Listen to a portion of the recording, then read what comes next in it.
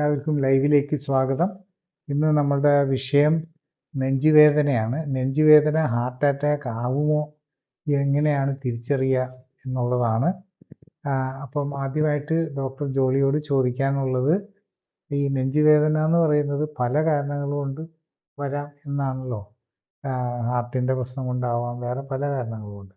എന്തൊക്കെ കാരണങ്ങൾ കൊണ്ടാണ് സാധാരണഗതിയിൽ ഒരു നെഞ്ചുവേദന വരാൻ സാധ്യത?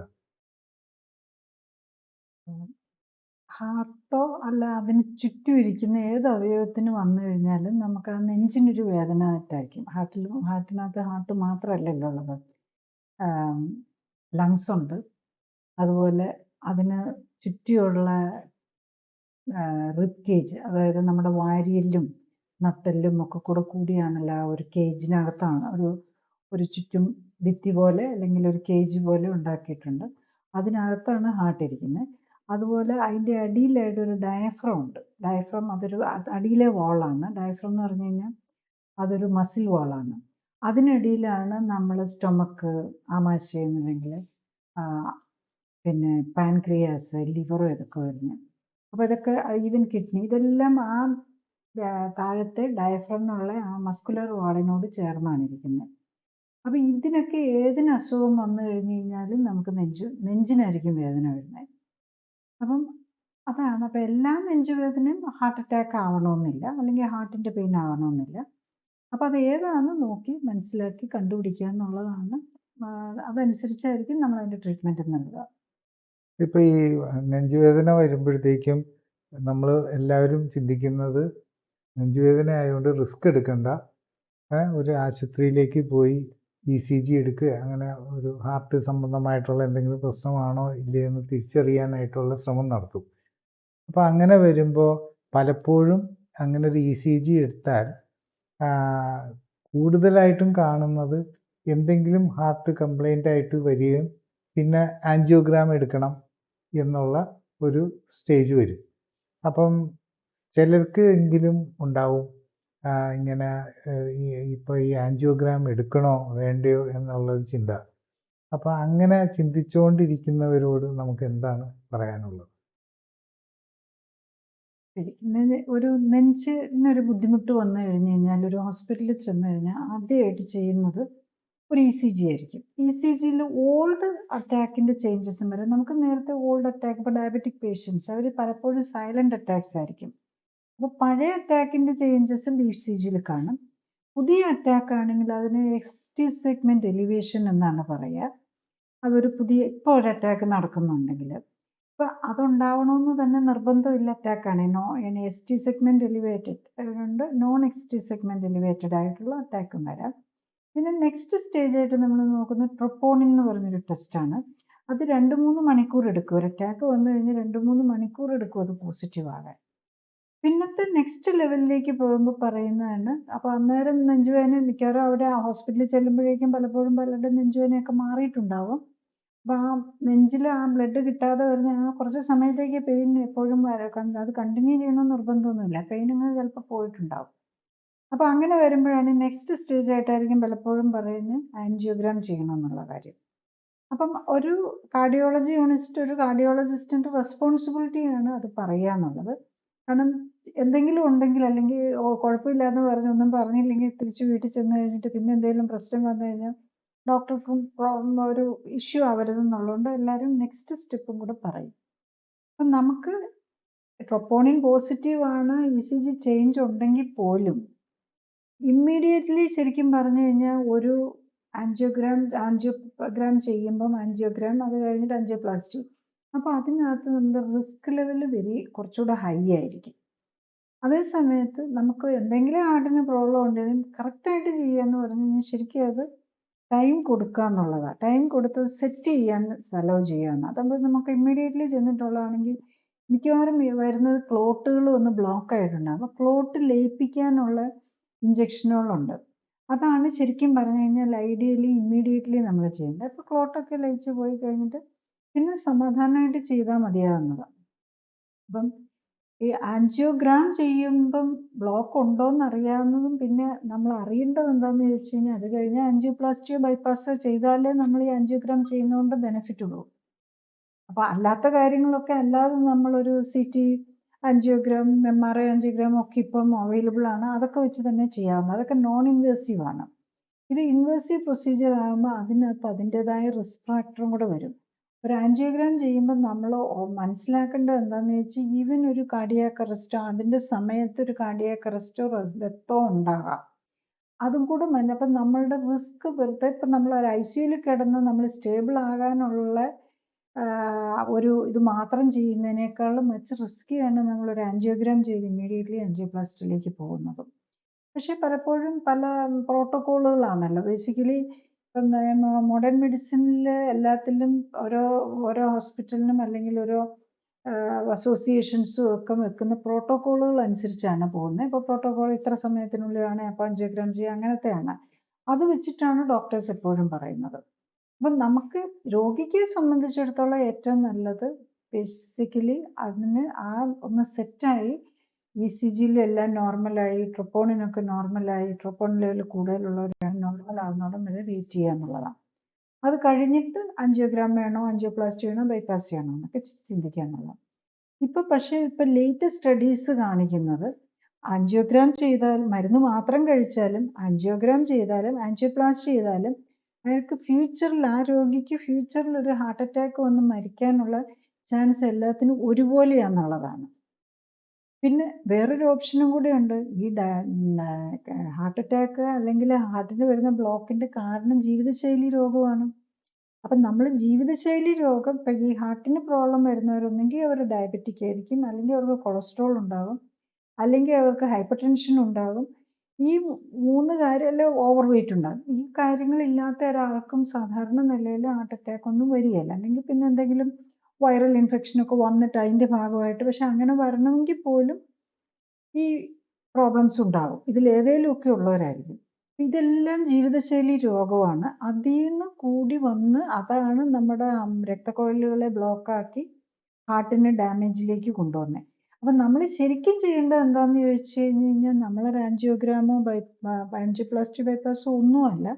ഒരു പ്രോബ്ലം വന്നാൽ അപ്പം നമ്മൾ അതിനകത്ത് നിന്ന് സ്റ്റേബിളായി ഒന്ന് നമ്മുടെ ഫിസിക്കൽ കണ്ടീഷൻ സ്റ്റേബിൾ ആക്കാൻ നോക്കണം. ആ സമയത്ത് ഈ ബ്ലഡ് ക്ലോട്ട് ആകാതിരിക്കാനുള്ള ഈ ആസ്പിരിനൊക്കെ പോലുള്ള മരുന്നും BP-ക്കുള്ള മരുന്നും കൊളസ്ട്രോളിനുള്ള മരുന്നും ഒക്കെ കഴിച്ച് സ്റ്റേബിൾ ആക്കുക. അത് കഴിഞ്ഞാൽ നമ്മൾ ലൈഫ് സ്റ്റൈൽ കറക്റ്റ് ചെയ്യാനാണ് നോക്കേണ്ടത്.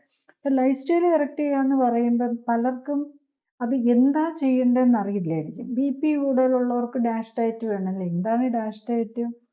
അത് എങ്ങനെ നമ്മൾ ഡാഷ് ഡയറ്റ് എന്താണെന്ന് മനസ്സിലായാലും അത് പ്രായോഗികമാക്കാൻ എങ്ങനെ പറ്റുമെന്നുള്ളതാണ്.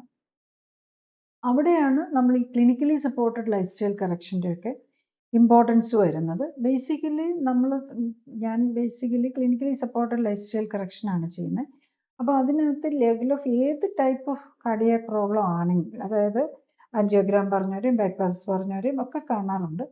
ഇതിൽ ഏതിലാണെങ്കിലും നമുക്ക് ഇപ്പം നമ്മൾ ഫോക്കസ് ചെയ്യുന്ന അതിന് കാരണമായി അടിസ്ഥാന കാരണം അല്ലെങ്കിൽ എന്തുകൊണ്ടത് വന്നു എന്നുള്ളതാണ്. ആ വന്ന കാര്യത്തെ മാറ്റിക്കഴിഞ്ഞു കഴിഞ്ഞാൽ, അതായത് ഡയബറ്റീസും ഹൈപ്പർ ടെൻഷനും കൊളസ്ട്രോളും മാറ്റാൻ പറ്റി ഹാർട്ടിന് തന്നെ നോർമലാകുന്നതായിട്ടാണ് കാണുന്നത്. എല്ലാ കാർഡിയക് പാരാമീറ്റേഴ്സും നോർമലായിട്ടാകുന്നതാണ് കാണുന്നത്.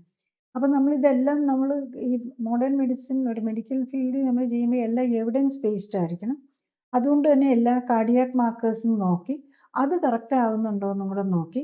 യൂഷ്വലി ഇങ്ങനെ ഹാർട്ടിന് മരുന്ന് കഴിച്ചുകൊണ്ടിരിക്കുന്നവർക്കെല്ലാം മരുന്നുകളും കൂടെ മാറ്റാൻ പറ്റും. ഇപ്പോൾ ഡയബറ്റീസ് ആണെങ്കിൽ ഡയബറ്റീസിൻ്റെ മരുന്നെല്ലാം ടൈപ്പ് 2 ഡയബറ്റീസ് ആണെങ്കിൽ തുടങ്ങുമ്പോൾ തന്നെ നിർത്താം. BP ആണെങ്കിൽ മിക്കവാറും ഇതിന് ഫ്യൂ ഡേയ്സ് തന്നെ BP കുറയാൻ തുടങ്ങും. ഒരു പ്രോപ്പർ ലൈഫ് സ്റ്റൈൽ കറക്ഷൻ, അതായത് ഡയറ്റും എക്സസൈസും എല്ലാം കറക്റ്റായിട്ട് ചെയ്യാൻ തുടങ്ങും. വിതിൻ ഫ്യൂ ഡേയ്സ് തന്നെ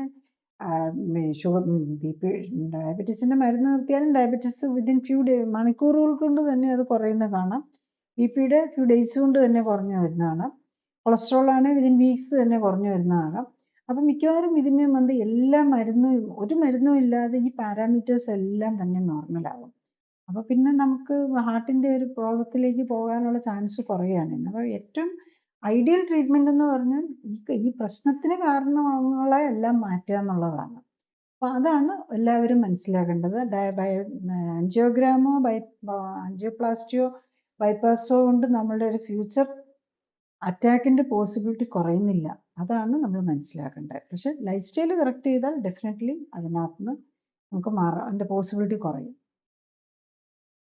ഇപ്പം ഒരു കോമൺ ആയിട്ടുള്ള ഒരു അഭിപ്രായമാണ് പലർക്കും എങ്ങനെയാണെന്ന് വെച്ചാൽ അവർക്ക് നെഞ്ചുവേദന വരും, അവർക്ക് ആ സമയത്ത് പുറത്തും തോളിനും ഇടത്തെ കൈക്കും വേദനയും മരവിപ്പും ഉണ്ടാവാറുണ്ട്.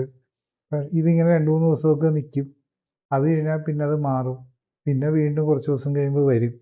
അപ്പം ഇത് കേട്ട് കഴിഞ്ഞാൽ ശരിക്കും ഒരു ഹാർട്ടിൻ്റെ പ്രോബ്ലത്തിൻ്റെ പോലെ സംശയിക്കുന്ന സാധാരണയാണ്. അപ്പം അങ്ങനത്തെ സാഹചര്യത്തിൽ ഇങ്ങനെ കേട്ടിട്ടുണ്ട് ഇതേ പ്രശ്നങ്ങളൊക്കെ തന്നെ ഇപ്പം സെർവൈക്കലായിട്ടുള്ള എന്തെങ്കിലും ഒരു പ്രോബ്ലം ഉണ്ടെങ്കിലും ഇങ്ങനെയൊക്കെ തന്നെ ഉള്ള സിംറ്റംസ് എല്ലാം കാണിക്കുകയും ചെയ്യും. അപ്പോൾ ഇങ്ങനത്തെ സാഹചര്യത്തിൽ എങ്ങനെയാണ് നമ്മൾ അത് കൈകാര്യം ചെയ്യേണ്ടത്? ഈ കഴുത്തിന് വേദന, താടയ്ക്ക് വേദന, ഇതൊക്കെ ഹാർട്ടിൻ്റെ അല്ലെ ലെഫ്റ്റ് സൈഡ് ഹാൻഡിലേക്ക് പെയിൻ വരുന്നു, ചിലർക്ക് റൈറ്റിലേക്കായിരിക്കും വരുന്നത്. അപ്പോൾ നമുക്ക് ഡെഫിനറ്റ്ലി കൺഫ്യൂഷൻ വരും. ഇത് ഈ നട്ടെല്ല്, പ്രത്യേകിച്ച് കഴുത്തിൻ്റെ എല്ലുകളും ഈ ഷോൾഡർ ജോയിൻറ്റുമായിട്ടൊക്കെ ബന്ധപ്പെട്ട വേദനകളാണോ എന്നുള്ളത്. പിന്നെ ചിലർക്കുണ്ട് ഈ വാരിയെല്ലിൻ്റെ തന്നെ വേദന. വാരിയെല്ലും ഈ മുമ്പിലത്തെ സ്റ്റേർണം എന്ന് പറഞ്ഞ ബോണുണ്ട്, മുമ്പിലൊരു മെയിൻ ബോണുണ്ട് സ്റ്റേർണം. അതുപോലെ ബാക്കിൽ നട്ടെല്ലുമായിട്ടും ഈ വാരിയെല്ലുകളും സ്റ്റേർണുമായിട്ട് കണക്ട് ചെയ്തുള്ള പാരലൽ ഇതായിട്ടാണ് ഇതിനെ പോകുന്നത്. അപ്പോൾ ഈ ജോയിൻറ്റുകൾക്കും വേദന വന്നു കഴിഞ്ഞാൽ ഇത്തരം വേദനകളെല്ലാം വരാം. അപ്പോൾ അതിലെന്താ നോക്കേണ്ടതെന്ന് വെച്ചാൽ ജോയിൻറ്റ് സംബന്ധമായിട്ടുള്ള വേദനയാണോ എന്ന് തിരിച്ചറിയണം. പ്രത്യേകിച്ച് ഇങ്ങനെ വന്നും പോയി ഇരിക്കുകയാണെങ്കിൽ അതിന് നമ്മൾ ഈ NSAID വിഭാഗത്തിൽപ്പെട്ട ഈ ഡൈക്ലോഫെനാക്ക് എന്നൊക്കെ പറഞ്ഞ മരുന്നുകളുണ്ടല്ലോ. വേദന മാത്രമല്ല, അത് വേദന സംഹാരി മാത്രമല്ല, അത് നീർക്കെട്ട് കുറയ്ക്കും. അപ്പോൾ ജോയിൻറ്റിന് നീർക്കെട്ട് കൊണ്ട് വരുന്ന വേദനയായിരിക്കും.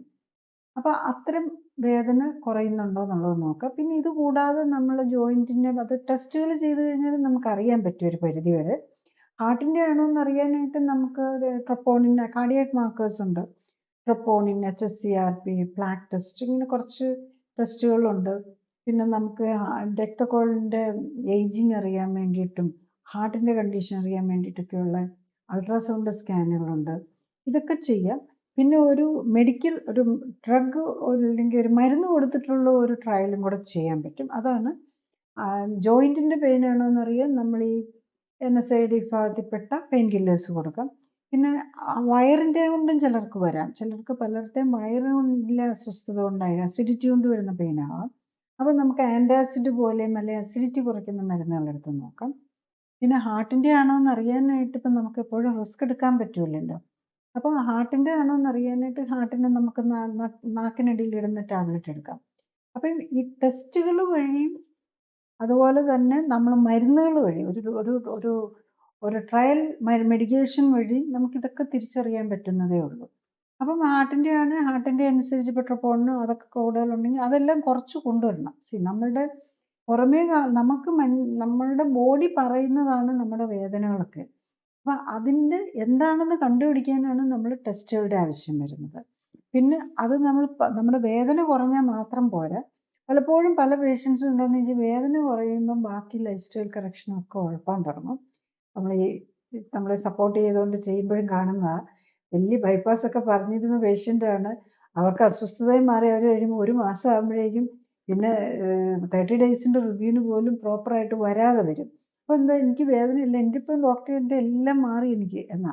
പക്ഷെ അങ്ങനെയല്ല, നമ്മൾ അത്രയും പെട്ടെന്നങ്ങ് എല്ലാം ഉള്ളിലേ മാറണമെന്നില്ല. അപ്പോൾ സിംറ്റമാറ്റിക് റിലീഫ് ഫാസ്റ്റായിട്ട് കിട്ടിയെന്നിരിക്കും. പക്ഷെ അതുകൊണ്ട് എല്ലാം മാറിയെന്ന് കരുതരുത്. അപ്പം നമ്മൾ ബ്ലഡ് പാരാമീറ്റേഴ്സ് നോക്കി എത്രയാണെങ്കിലും നമുക്കൊരു 90 ഡേയ്സ് എങ്കിലും എടുക്കും ഇതെല്ലാം ഒന്ന് കറക്റ്റ് ചെയ്ത് ഒരു റീസണബിളി രക്തക്കുഴലുകളുടെ ആ ക്ലോഗിങ്ങും ഒക്കെ ഒന്ന് മാറി വരാൻ. അപ്പോൾ ആ സമയം നമ്മൾ സിംറ്റം മാറിയെന്നും പറഞ്ഞ് ഉഴപ്പാതെ കറക്റ്റായിട്ട് ആ ഫുൾ ഏകദേശം എല്ലാം വന്ന് സിംറ്റം മാത്രമല്ല ബ്ലഡ് പാരാമീറ്റേഴ്സ് മാറണം. അതായത് കാർഡിയാക് മാർക്കേഴ്സ് കുറേ ഉണ്ട്, അതെല്ലാം ക്ലിയർ ആയി കഴിഞ്ഞാൽ മാത്രമേ നമ്മൾ സേഫായെന്ന് പറയാൻ പറ്റുള്ളൂ. ഇങ്ങനെ ഈ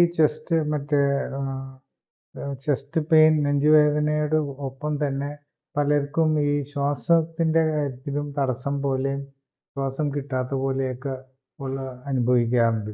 അപ്പം ഈ ശ്വാസം കിട്ടാതെ പോകുന്നതും നെഞ്ചുവേദനയും ഹാർട്ടും ആയിട്ട് എന്തെങ്കിലും ബന്ധമുണ്ടോ? ഹാർട്ട് അറ്റാക്ക് ഉള്ള ഒരാൾ അറ്റാക്കിലേക്കൊക്കെ പോകുന്നതിന് മുമ്പ് തന്നെ അവർക്ക് മിക്കവാറും കുറച്ച് ദൂരം നടക്കുക അല്ലെ സ്റ്റെപ്പ് കയറുകയൊക്കെ ചെയ്യുമ്പോൾ ശ്വാസം മുട്ടുന്നുണ്ടോ, അതിൻ്റെ അർത്ഥം രക്തക്കുഴലുകൾക്ക് ബ്ലോക്ക് വരുന്നു എന്നുള്ളതാണ്. അപ്പോൾ ആ നെഞ്ചു ജോലികൾ ചെയ്യുമ്പോൾ നമുക്ക് കുറച്ച് ഒരു മോഡറേറ്റ് ജോലി തന്നെ ചെയ്യുമ്പോഴേക്കും നമുക്ക് കിതപ്പ് ശ്വാസം മുട്ടലോ ഒക്കെ വരുന്നത് നമ്മൾ ഹാർട്ടിൻ്റെ പ്രോബ്ലം ആയിട്ട് തന്നെ കണക്കാക്കി അതിൻ്റെ നേരെ ഹാർട്ടിൻ്റെ ആണോ എന്നറിയാൻ ഇപ്പം എപ്പോഴും നേരെ ആൻജിയോഗ്രാം ഒന്നും അല്ല ചെയ്യേണ്ടത്. ആക്ച്വലി ഹാർട്ടിൻ്റെ ആണോ ഇതിന് എന്തോരം ഉണ്ടെന്ന് അറിയാൻ ശരിക്കും ഒരു എക്സസൈസ് ടോളറൻസ്, അതായത് TMD എന്ന് പറയുന്ന ടെസ്റ്റ് ചെയ്ത് നോക്കാം. പിന്നെ ബ്ലഡിൽ നോക്കാം, കാർഡിയാക് മാർക്കേഴ്സ്, HSCRP, ട്രോപ്പോണിൻ. ട്രോപ്പോണിനൊക്കെ നേരത്തെ തന്നെ അറിയാനുള്ള, ട്രോപ്പോണിൻ കുറച്ചുകൂടി കഴിഞ്ഞാലേ അറിയുള്ളൂ. ഇനിയിപ്പം പ്ലാക്ക് ടെസ്റ്റ്, ഈവൻ കൊളസ്ട്രോളും BP, കൊളസ്ട്രോൾ ഇതെല്ലാം ഹാർട്ടിയാക് മാർക്കേഴ്സ് ആണ്. ഹാർട്ടിൻ്റെ പ്രോബ്ലം ഉണ്ടോയെന്ന് മാർക്കർ നമുക്ക് ഏറ്റവും വീട്ടിലിരുന്ന് തന്നെ ചെയ്യാവുന്നത് BP ആണ്. പിന്നെ വെയിറ്റ്, ഓവർ വെയിറ്റ് ഉണ്ടോ, BP ഉണ്ടോ, ഈ കാര്യങ്ങളൊക്കെ നോക്കുക. പ്രത്യേകിച്ച് നമ്മൾ ഇച്ചിരി ദൂരം ചെയ്യുമ്പോഴേക്കൊക്കെ ശ്വാസം മുട്ടൽ, സ്റ്റെപ്പ് കയറുമ്പം നമ്മളൊരു 40 വയസ്സ് കഴിഞ്ഞ് കഴിഞ്ഞാൽ നമ്മൾ ആൻജിയോഗ്രാം ചെയ്ത് കഴിഞ്ഞാൽ ഡെഫിനറ്റ് ആയിരിക്കും ഇതിനകത്ത് ബ്ലോക്ക് ഉണ്ടെന്ന്. കാരണം ആത്രോസ്ക്ലെറോസിസ് എന്ന് പറയുന്നത് അതിങ്ങനെ ഗ്രാജുവലി ഡെവലപ്പ് ചെയ്തുകൊണ്ടിരിക്കുന്നത്.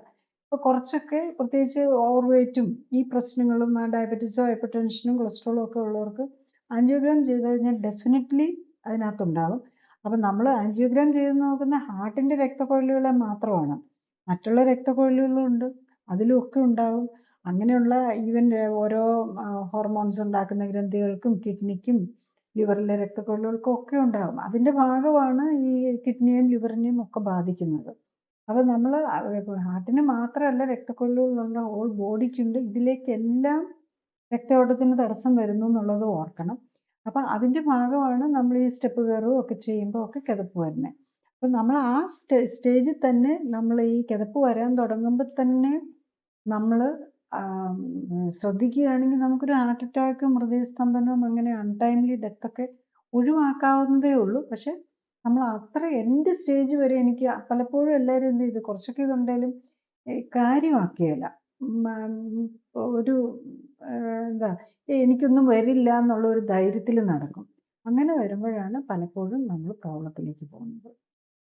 ഈ പലരും പറയാറുണ്ട് ഇങ്ങനെ എന്തെങ്കിലും ടെൻഷനോ സ്ട്രെസ്സോ അങ്ങനെ എന്തെങ്കിലുമൊക്കെ വരുമ്പോൾ ഇങ്ങനെ ചെസ്റ്റ് പെയിൻ പോലെ വരും. പക്ഷെ അതേസമയം അവർ ചെക്കൊക്കെ ചെയ്ത് ECG ഒക്കെ നോക്കി കഴിയുമ്പോഴത്തേക്കും നോർമലാണ്. ഈ സ്ട്രെസ്സും ടെൻഷനും എങ്ങനെയാണ് ഈ ചെസ്റ്റ് പെയിൻ ആയിട്ട് മാറുന്നത്? സ്ട്രെസ് വരുമ്പോൾ നമ്മളുടെ ബോഡിയിൽ കുറേ ഹോർമോൺസ് എക്സ്ട്രാ പ്രൊഡ്യൂസ് ചെയ്യും. അതായത് അതിനകത്ത് സ്ട്രെസ് ഹോർമോൺസ് എന്ന് പറയുമ്പോൾ നമ്മൾ എഡ്രിനാലിൻ ഉണ്ട്, അതുപോലെ സ്റ്റിറോയിഡ് ഹോർമോൺസ് ഉണ്ട്. പിന്നെ നമ്മളൊരു ഫൈറ്റ് ഓർ ഫ്ലൈറ്റ് എന്ന് പറയുമല്ലോ, അതായത് നമുക്ക് ഓടി രക്ഷപ്പെടാനോ അല്ലെങ്കിൽ ഫൈറ്റ് ചെയ്യാനോ ഉള്ള ഒരു എനർജിക്ക് വേണ്ടിയിട്ട് ഹോൾ ബോഡി ഇത് വരും. അതിപ്പോൾ നമ്മൾ മെൻ്റൽ സ്ട്രെസ് ആണെങ്കിലും almost same level of physical സ്ട്രെസ്സിൻ്റെ അതേപോലെയുള്ള ഇത് തന്നെയാണ് നമുക്ക് മെൻ്റൽ സ്ട്രെസ്സിലാണേലും വരുന്നത്. പഴയ കാലത്ത് നമ്മൾ അതായത് മനുഷ്യൻ്റെ ജെനറ്റിക്സ് വെച്ച് നോക്കുമ്പോൾ നമ്മൾ ഇന്നത്തെ പോലെയുള്ള ഒരു സ്ട്രെസ്സിന് വേണ്ടിയിട്ടല്ല നമ്മൾ ഉണ്ടാക്കിയത്. നമുക്ക് അവിടെ ഫോറസ്റ്റിലും ഒക്കെ ജീവിക്കുമ്പം ഫൈറ്റ് ഓർ ഫ്ലൈറ്റ് അതേ ഉള്ളൂ. നമ്മൾ ഈ ഓഫീസ് ടെൻഷനും അല്ലെങ്കിൽ സ്റ്റാഫിൻ്റെ ഇടയിലുള്ള ടെൻഷനല്ലേ, ഓഫീസിലെ ടാർഗറ്റ് മീറ്റിംഗ്, അങ്ങനത്തെ പ്രശ്നങ്ങളൊന്നും അവിടെ വരുന്നില്ല. Or even human relationship problems ഒന്നും അത്രയ്ക്കൊന്നും അന്നില്ലായിരുന്നു. പക്ഷെ അപ്പം നമ്മൾ ഈ മെൻ്റൽ സ്ട്രെസ് ആണെങ്കിലും ഫിസിക്കൽ സ്ട്രെസ് ആണെങ്കിലും ഉണ്ടാക്കുന്ന ഹോർമോൺ ഇംബാലൻസസ് ഓൾമോസ്റ്റ് സെയിം രീതിയിലാണ് വരുന്നത്. അതാണ് നമ്മുടെ ഹാർട്ടിനെ ചെയ്യുന്നത്. അപ്പം എന്ത് സ്ട്രെസ് വരുമ്പോഴും നമ്മൾ ഹാർട്ട് കൂടുതൽ വർക്ക് ചെയ്യേണ്ടി വരും. അപ്പം നമ്മുടെ ഹാർട്ടിനകത്ത് കൊറോണറി ആർട്ടറിയിൽ ഒരു ബ്ലോക്ക് ഒക്കെ ഉണ്ടെങ്കിൽ ഡെഫിനറ്റ്ലി നമ്മൾ ഈ സ്ട്രെസ് വരുമ്പോൾ നമുക്ക് നെഞ്ചുവേദന വരും. അപ്പം അവിടെ ഒരു ഇതൊക്കെ വരും. അന്നേരം അപ്പോഴല്ലല്ലോ നമ്മൾ പോയി ECG നോക്കുന്നത്. ECG ചേഞ്ചസ് വരുന്നത് അപ്പോൾ ഒരു പ്രോബ്ലം ഉള്ളതിന് മാത്രമേ ECGയിൽ ചേഞ്ച് കാണിക്കുള്ളൂ, മേജറായിട്ടുള്ള ചേഞ്ച്. അത് ഓൾഡ് ECG ചേഞ്ചസും, അതായത് ഒരു അറ്റാക്ക് വന്ന് ഹീൽ ചെയ്തതിൻ്റെ ഒരു ചേഞ്ചും മറ്റേ പുതിയതായിട്ട് വരുന്നതൊക്കെ തമ്മിൽ വ്യത്യാസം ഉണ്ടാകും. അപ്പം നേരിയ നിലയിലുള്ള ഒരു നെഞ്ചുവേദന വന്ന് അത് കഴിഞ്ഞ് ആ നെഞ്ചുവേദനയൊക്കെ പോയിട്ട് നമ്മൾ ECG നോക്കുമ്പോൾ അവിടെ ഒന്നും ഉണ്ടാവണമെന്നില്ല. അപ്പം അവിടെ രക്തക്കൊഴലുകൾക്ക് അടവുണ്ടാവും. അപ്പോൾ ഈ നമ്മൾ ഈ സ്ട്രെസ്സൊക്കെ വരുമ്പോൾ അത് കൂടുതലൊന്ന് ഒന്ന് സ്പാസം പോലെ വരും. അപ്പോഴാണ് ഈ നെഞ്ചിന് അന്നേരം നമുക്കൊരു അസ്വസ്ഥത വരുന്നത്. പിന്നെ അതൊക്കെ വിട്ട് റിലാക്സ്ഡ് ആയി കഴിയുമ്പോഴേക്കും അത് പോവുകയും ചെയ്യും. അപ്പോൾ അതുകൊണ്ടാണ് പലപ്പോഴും ചെന്ന് നോക്കുമ്പോൾ ഒന്നും ഉണ്ടാവില്ല. അതേസമയം ECGയിൽ പ്രോബ്ലം ഉണ്ടാവില്ല. പക്ഷെ അങ്ങനെയുള്ളവർ നോക്കേണ്ടത് എന്താണെന്ന് വെച്ച് കഴിഞ്ഞാൽ BP, കൊളസ്ട്രോളിൽ കൂടുതലുണ്ട്. അത് ഹാർട്ടിൻ്റെ ഉണ്ടാവാം. അവിടെ കൊളസ്ട്രോൾ കൂടുതലുള്ളവർക്ക് ആത്രോസ്ക്ലീറോസിസ് ഉണ്ടാവും. അതായത് രക്തക്കൊഴലുകളിൽ അടഞ്ഞ് നമ്മുടെ രക്തക്കൊഴലുകളൊക്കെ ചുരുങ്ങിയിട്ടുണ്ടാവും, അല്ലെങ്കിൽ അതിനകത്തൂടെയൊക്കെ രക്തയോട്ടം കുറഞ്ഞിട്ടുണ്ടാവും. പിന്നെ HSCRP, CRP, ട്രോപ്പോണിൻ, ഈ പറഞ്ഞ് കാർഡിയാക് പ്ലാക്ക് ടെസ്റ്റ്, ഇങ്ങനത്തെ കാർഡിയാക് മാർക്കേഴ്സ് ഒക്കെ നോക്കുക എന്നുള്ളതാണ് അതിനകത്ത് വരുന്നത്.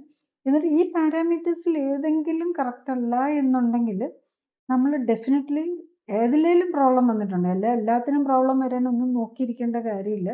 ഏതിലേലും പ്രോബ്ലം ഉണ്ടെങ്കിൽ, അതുപോലെ BP ഉണ്ട്, BP മരുന്ന് കഴിച്ച് BP നോർമലാക്കിയിട്ട് കാര്യമില്ല. BP മരുന്നില്ലാതെ നോർമൽ ആയാലേ നമുക്ക് ഹാർട്ട് സേഫ് ആവുള്ളൂ. അതുപോലെ ഓവർ വെയിറ്റ് ഒന്നും ഇല്ല എന്ന് ഉറപ്പിക്കുക എന്നുള്ളതാണ് നമ്മൾ ചെയ്യേണ്ടത്. അപ്പം അത് നമുക്കൊരു അറ്റാക്ക് ആണോ എന്ന് സംശയം ചെന്ന് നമ്മൾ ഹോസ്പിറ്റലിൽ പോയി ECG നോക്കി കുഴപ്പമില്ല എന്ന് പറഞ്ഞു അതുകൊണ്ട് നിർത്തുകയല്ല ചെയ്യേണ്ടത്. നമ്മളുടെ എല്ലാ പാരാമീറ്റേഴ്സും നോക്കി അത് കറക്റ്റ് ആക്കാൻ നോക്കാം. അപ്പം നേരെ പോയി ആൻജിയോഗ്രാം ചെയ്യുകയോ ബൈപ്പാസ് ചെയ്യുകയോ ആൻജിയോപ്ലാസ്റ്റി ചെയ്യുകയോ ഒന്നും അല്ല ചെയ്യേണ്ടത്. ആൻജിയോപ്ലാസ്റ്റി ചെയ്താലും ബൈപ്പാസ് ചെയ്താലും ഒന്നും നമ്മുടെ പ്രോബ്ലം അവിടെ തീരുന്നില്ല. നമുക്ക് വീണ്ടും അറ്റാക്ക് വരാനുള്ള ചാൻസസും കുറയുന്നില്ല. ഈവൻ മരുന്ന് കഴിച്ചാലും. മരുന്ന് 3-4 നിലയിലാണല്ലോ നമ്മൾ ട്രീറ്റ്മെൻറ്റ് ഉണ്ട്. മരുന്ന് മാത്രമുണ്ട്, ആൻജിയോഗ്രാം ചെയ്തിട്ട് പിന്നെ ആൻജിയോപ്ലാസ്റ്റി, പിന്നെ ബൈപ്പാസ്. ഇത് ഏത് ചെയ്ത് കഴിഞ്ഞാലും ഫ്യൂച്ചറിൽ അറ്റാക്ക് വരാനുള്ള ഈ ചാൻസസ് ഇരിക്കില്ല. ഫ്യൂച്ചറിൽ അറ്റാക്ക് വരാനുള്ള ചാൻസസ് കുറയ്ക്കണം, ഡെഫിനറ്റ്ലി നമ്മൾ നമ്മുടെ ലൈഫ് സ്റ്റൈൽ ചേഞ്ച് ചെയ്യണം. കാരണം ഇതൊന്നും മരുന്നിൻ്റെയോ ഓപ്പറേഷൻ്റെയോ കുറവുകൊണ്ടൊന്നും അല്ല നമുക്ക് ഈ ഹാർട്ട് അറ്റാക്കോ ഇതൊന്നും വരുന്നത്. അത് ജീവിതശൈലിയുടെ കുഴപ്പം കൊണ്ടാണ്.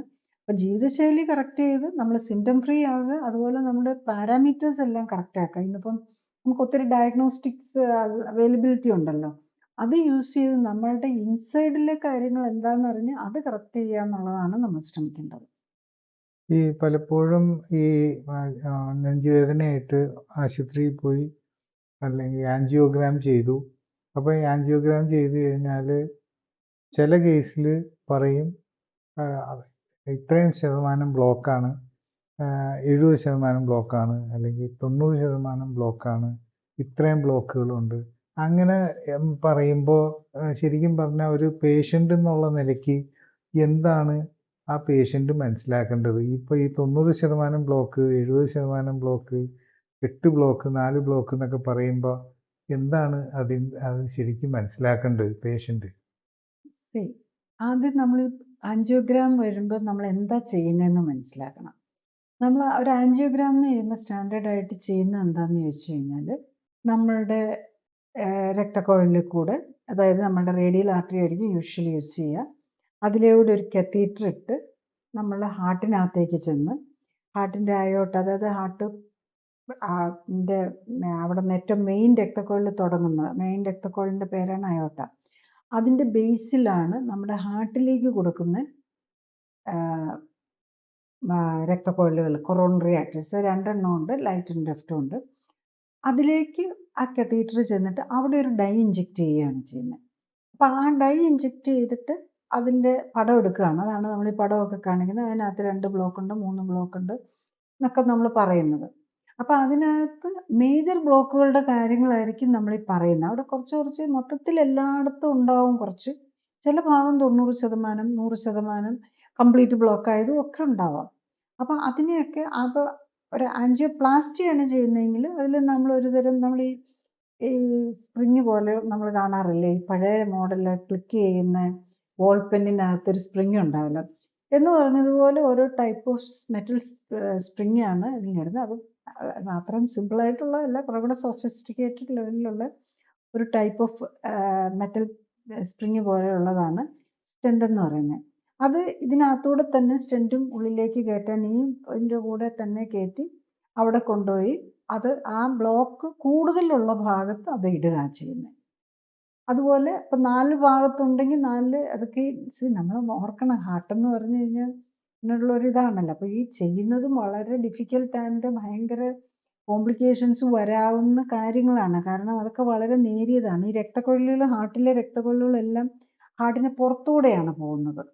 അപ്പോൾ അതിനകത്ത് നമ്മൾ ഇടുമ്പം എന്തെങ്കിലും ഒരു തുള വരികയോ അല്ലെങ്കിൽ ഇച്ചിരി ഒരു പൊസിഷൻ മാറിപ്പോയോ ഒന്ന് തുളയൊക്കെ ചെയ്ത് കഴിഞ്ഞ് കഴിഞ്ഞാൽ അത് ബ്ലീഡിങ്ങും പെരിക്കാർഡൈറ്റിസ് അതിനകത്തേക്ക് ബ്ലീഡിങ് ഒക്കെ സോ മെനി കോംപ്ലിക്കേഷൻസ് വരാം. അതുകൊണ്ടാണ് പലപ്പോഴും ഈ ഇത്തരം പ്രൊസീജിയേഴ്സിനോട് കൂടിയോ അല്ലെങ്കിൽ അതിന് ശേഷമോ ഒക്കെ പലപ്പോഴും പല കോംപ്ലിക്കേഷൻസും വന്ന് കേൾക്കാറുണ്ടല്ലോ. ഈവൻ മരണം വരെ സംഭവിക്കാറുണ്ട്. ഒത്തിരി പേര് നമ്മൾ വരുന്നില്ലെങ്കിലും, പക്ഷെ വേറെ നമ്മളത് പലപ്പോഴും അങ്ങനെയൊക്കെ സംഭവിക്കാറുണ്ട്. അപ്പം ഈ സ്റ്റെന്റ് ഇടുമ്പം ഉണ്ടാകുന്ന കോംപ്ലിക്കേഷൻ കൊണ്ടും വരാം. അതുപോലെ തന്നെ വേറൊരു പ്രോബ്ലം എന്താണെന്ന് വെച്ചാൽ നമ്മൾ ഈ അവിടെ ഇവിടെ എല്ലാം ഇങ്ങനെ ഈ കൊഴുപ്പ് അടിഞ്ഞാണല്ലോ ഈ രക്തക്കൊഴലുകൾ അടയുന്നത്. അപ്പം ഈ ചിലപ്പോൾ ഈ കൊഴുപ്പ് അങ്ങ് റിലീസ്ഡ് ആയി പോകും. അതായത് അവിടെ പൊട്ടുവോ അല്ലെങ്കിൽ ഒരു പ്ലാക്ക് അങ്ങ് ഡിസ്പോസ് ചെയ്യുകയൊക്കെ ചെയ്യുമ്പോൾ ചിലപ്പോൾ അതിൽ ത്രോംബോസിസ് ഒക്കെ വരാം. അപ്പം ഇതിൻ്റെ ഒരു സൈഡ് ഇഫക്റ്റ് ആയിട്ട് ആ സമയത്തോ അല്ലെങ്കിൽ അതിന് ശേഷമോ സ്ട്രോക്ക് വരാം. അപ്പം അങ്ങനെ കുറേ സൈഡ് ഇഫക്ട്സും റിസ്ക്കും ഇതിനകത്തുണ്ട്. ഈ ആൻജിയോപ്ലാസ്റ്റി ചെയ്യുമ്പോഴും ആൻജിയോഗ്രാം ചെയ്യുമ്പോഴും എല്ലാം ഇതിനോട് കൂടി കുറേ റിസ്ക്കുകളും ഉണ്ട്. അത് നമ്മുടെ ഡോക്ടേഴ്സിൻ്റെ ഒന്നും കയ്യിലല്ല നിൽക്കുന്നത്. കാരണം രോഗിയുടേതായിട്ടുള്ള പല പല പ്രത്യേകതകളും ഉണ്ടാകും. പിന്നെ ചിലപ്പം ചിലയിടത്ത് വെരി നാരോ രക്തക്കൊഴലുകൾക്കല്ലാതെ തന്നെ ഡാമേജ് വന്ന് നാരോ രക്തക്കൊഴലുകളായിരിക്കും. ചിലപ്പോൾ അതിലിങ്ങനെ കുറേ കാലങ്ങൾ ഇൻഫ്ലമേഷൻ വന്ന് അത് കാൽസിഫൈഡ് ആയിട്ടുണ്ടാവും. അങ്ങനെ കാൽസിഫൈഡ് രക്തക്കൊഴലുകളിലേക്കൊന്നും നമുക്ക് ഈ സ്റ്റെന്റ് ഒന്നും ഇടാൻ പറ്റില്ല. അപ്പം അതൊക്കെയാണ് ഈ ഇതിനകത്ത് വരാവുന്ന കോംപ്ലിക്കേഷൻ. പിന്നെ അത് കഴിഞ്ഞിട്ട് ഈ സ്റ്റെന്റ് ഇട്ട് കഴിഞ്ഞാൽ അതൊരു മെറ്റൽ പീസാണല്ലോ, അവിടെ പോയി രക്തം കട്ട പിടിക്കാം. പിന്നെ അത് മാത്രമല്ല, അതിനെ ഇങ്ങനെ പ്രസ് ചെയ്ത് മാറ്റുവാണല്ലോ ചെയ്യുന്നത്. അപ്പോൾ ഈ പ്രസ് ചെയ്യുമ്പം അവിടെ നിന്ന് ഈ ഫാറ്റും അങ്ങനത്തെ സാധനങ്ങളൊക്കെ ലീക്ക് ചെയ്യും. അപ്പോൾ അങ്ങനെ വല്ലതും ലീക്ക് വന്നു കഴിഞ്ഞാൽ അവിടെ പോയി ബ്ലഡ് ക്ലോട്ട് ഉണ്ടാകാം. അങ്ങനെ വന്നു കഴിയുമ്പോൾ അവിടെ വീണ്ടും ബ്ലോക്ക് വരാം. ഇതൊക്കെയാണ് അതിനകത്ത് സംഭവിക്കുന്നത്. അപ്പം കൂടുതൽ 40% എന്നും അതൊക്കെ പറയുന്നത് രക്തയോട്ടത്തിൽ എന്ത് കുറവ് വരുന്നു എന്ന് വെച്ചിട്ടാണ് പറയുന്നത്. പിന്നെ സ്റ്റെന്റ് ഇടുവാണെങ്കിൽ ഈ രീതിയിൽ ചെയ്യും. പിന്നെ സ്റ്റെന്റ് ഇടാൻ പറ്റാത്ത കാൽസിഫൈഡ് രക്തക്കൊഴൽ ഇതൊക്കെ അല്ലെങ്കിൽ ചില ജംഗ്ഷൻ പോയിന്റ്സ് ഉണ്ടാകും. അങ്ങോട്ടും ഇങ്ങോട്ടും ഒക്കെ ഈ രക്തക്കൊഴലുകൾ ബ്രാഞ്ചിങ് ചെയ്യുമല്ലോ, രക്തക്കൊഴൽ ഇങ്ങനെ ബ്രാഞ്ചായിട്ട് പൊയ്ക്കൊണ്ടിരിക്കുകയല്ലേ. അപ്പോൾ ബ്രാഞ്ചിൻ്റെ ആ ഭാഗത്താണെങ്കിൽ നമുക്ക് സ്റ്റെന്റ് ഇടാൻ പറ്റില്ല. അങ്ങനെയൊക്കെ ഉള്ളപ്പോഴാണ് ബൈപ്പാസ് വേണമെന്ന് പറയുന്നത്.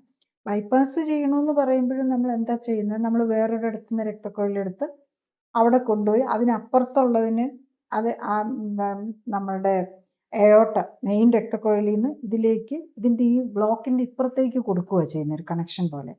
പക്ഷെ അവിടെ അങ്ങോട്ട് കണക്ട് ചെയ്തുകൊണ്ട് കാര്യമില്ല, അതിനപ്പുറത്തെ രക്തക്കൊഴലുകൾ വർക്കിംഗ് ആവണമല്ലോ.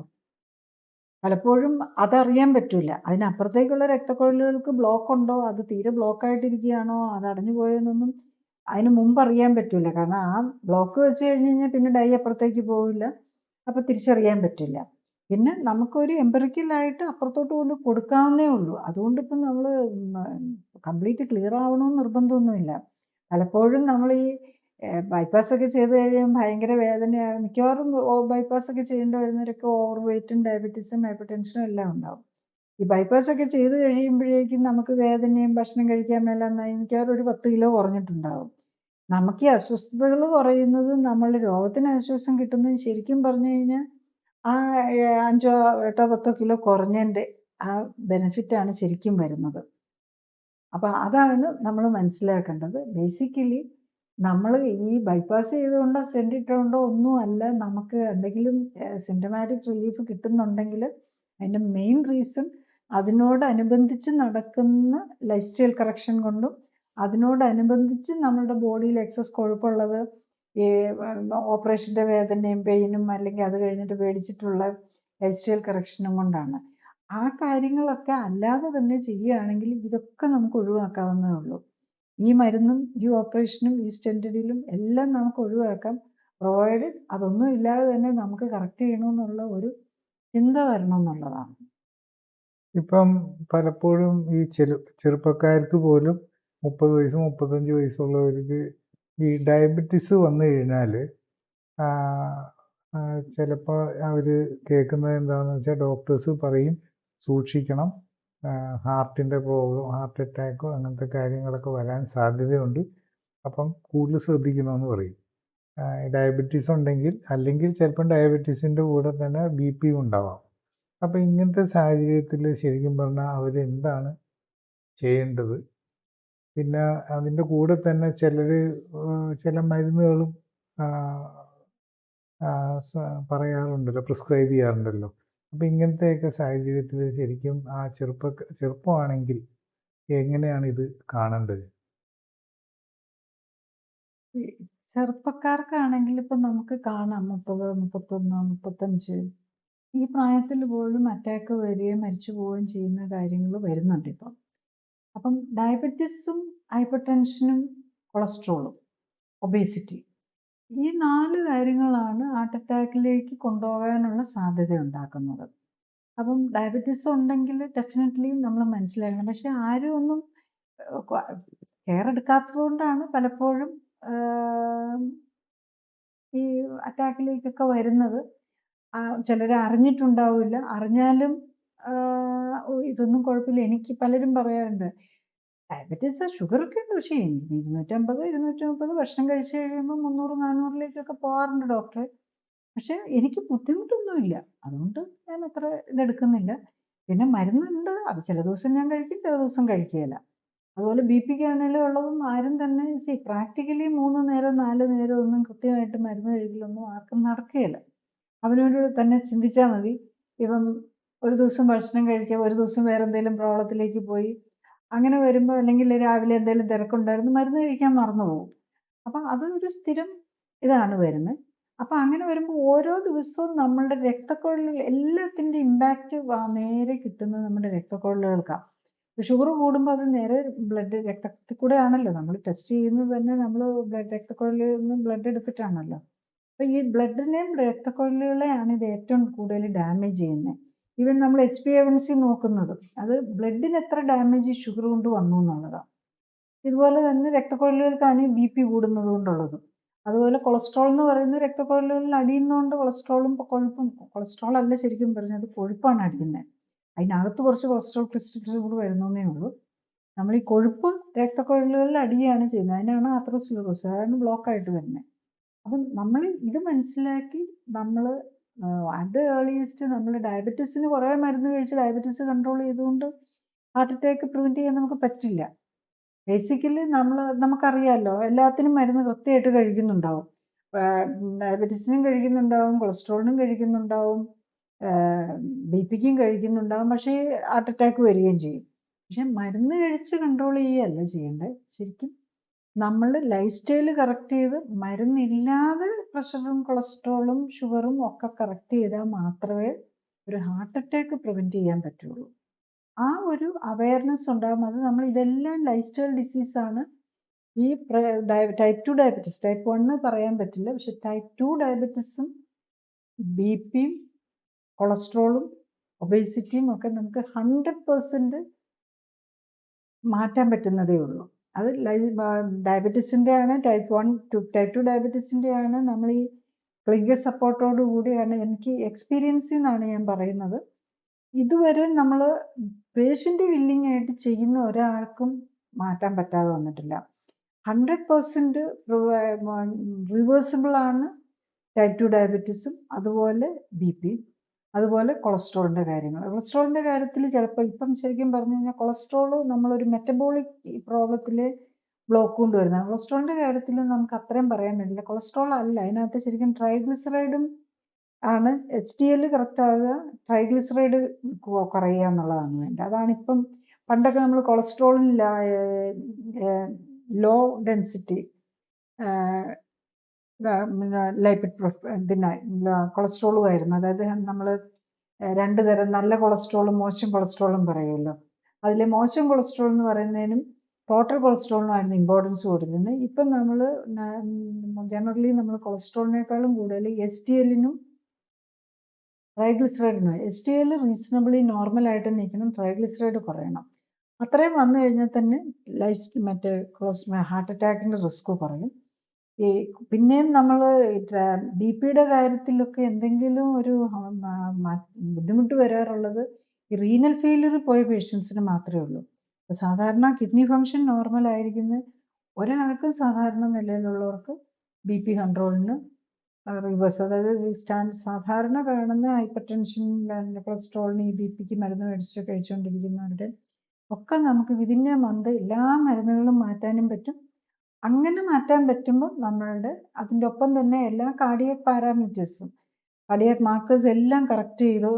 ഈ HSCRP-യും ട്രിപ്പോണിനും അതുപോലത്തെ എല്ലാ കാർഡിയക് പാരാമീറ്റേഴ്സും മാറും. പിന്നെ ഈവൻ ഈ CIMT, നമ്മുടെ ഈ രക്തക്കുഴലിലെ കൊഴുപ്പിൻ്റെ, നമ്മൾ നെക്കിലെ രക്തക്കുഴലുകളിൽ നോക്കി ഒരു വാസ്കുലർ ഏജിങ് നോക്കാം. അതിലാണേലും ചേഞ്ച് വരുന്നതായിട്ടാണ് കാണുന്നത്. അപ്പോൾ കൂടുതൽ കൊഴുപ്പടിഞ്ഞിരിക്കുന്നവരുടെ കുറഞ്ഞു വരുന്നതായിട്ട് കാണാൻ പറ്റുന്നുള്ളതാണ്. അപ്പം അത് നമുക്ക് എല്ലാം ഒരു മോണിറ്ററിങ്ങോട്, അല്ലെങ്കിൽ വിത്ത് പ്രൂഫ്, നമുക്ക് ഒന്നിനെയും വെറുതെ വിശ്വസിക്കേണ്ട കാര്യമില്ല. ഇപ്പോൾ ഷുഗർ ആണെങ്കിൽ നമുക്ക് ഈ ഡയബറ്റീസിന് മരുന്ന് ഇൻസുലിനൊക്കെ എടുത്തുകൊണ്ടിരിക്കുന്നവർ ചോദിക്കും, അയ്യോ ഡോക്ടറെ മരുന്നൊക്കെ പെട്ടെന്ന് നിർത്തിയാൽ എന്തെങ്കിലും കുഴപ്പം വരുമോയെന്ന്. നമ്മൾ കുഴപ്പം വരുമോ എന്ന് അറിയാൻ നമ്മൾ മരുന്ന് കഴിക്കുന്നത് എന്തിനാ? ഷുഗർ കുറയ്ക്കാൻ വേണ്ടി. ഷുഗർ നമുക്ക് വീട്ടിലിരുന്ന് നമുക്കിത് തുടങ്ങിക്കഴിഞ്ഞ് കഴിഞ്ഞാൽ 2 hours കഴിയുമ്പോൾ തന്നെ നമുക്ക് ഷുഗർ ചെക്ക് ചെയ്യാം. യൂഷ്വലി നമ്മൾ 4 times ഷുഗർ ചെക്ക് ചെയ്യാനാണ് പറയുന്നത്. കറക്റ്റായിട്ട് നോക്കുന്ന ഒരാളാണ് എത്ര ഷുഗർ കൂടുതലുള്ളതാണെങ്കിലും മരുന്ന് നിർത്തിയാലും വൈകുന്നേരം ആകുമ്പോഴേക്കും തന്നെ ഷുഗർ കുറഞ്ഞു വരുന്നതും ഓൾമോസ്റ്റ് മിക്കവാറും നോർമൽ ആകുന്നതും നമുക്ക് കാണാൻ പറ്റും എന്നുള്ളതാണ്. അതുപോലെ BP ആണെങ്കിൽ നമ്മൾ ഡെയിലി ഒന്നിൻ്റെ മരുന്ന്, നമ്മൾ BP-യുടെ മരുന്ന് ഒരിക്കലും പെട്ടെന്ന് നിർത്തുകയില്ല.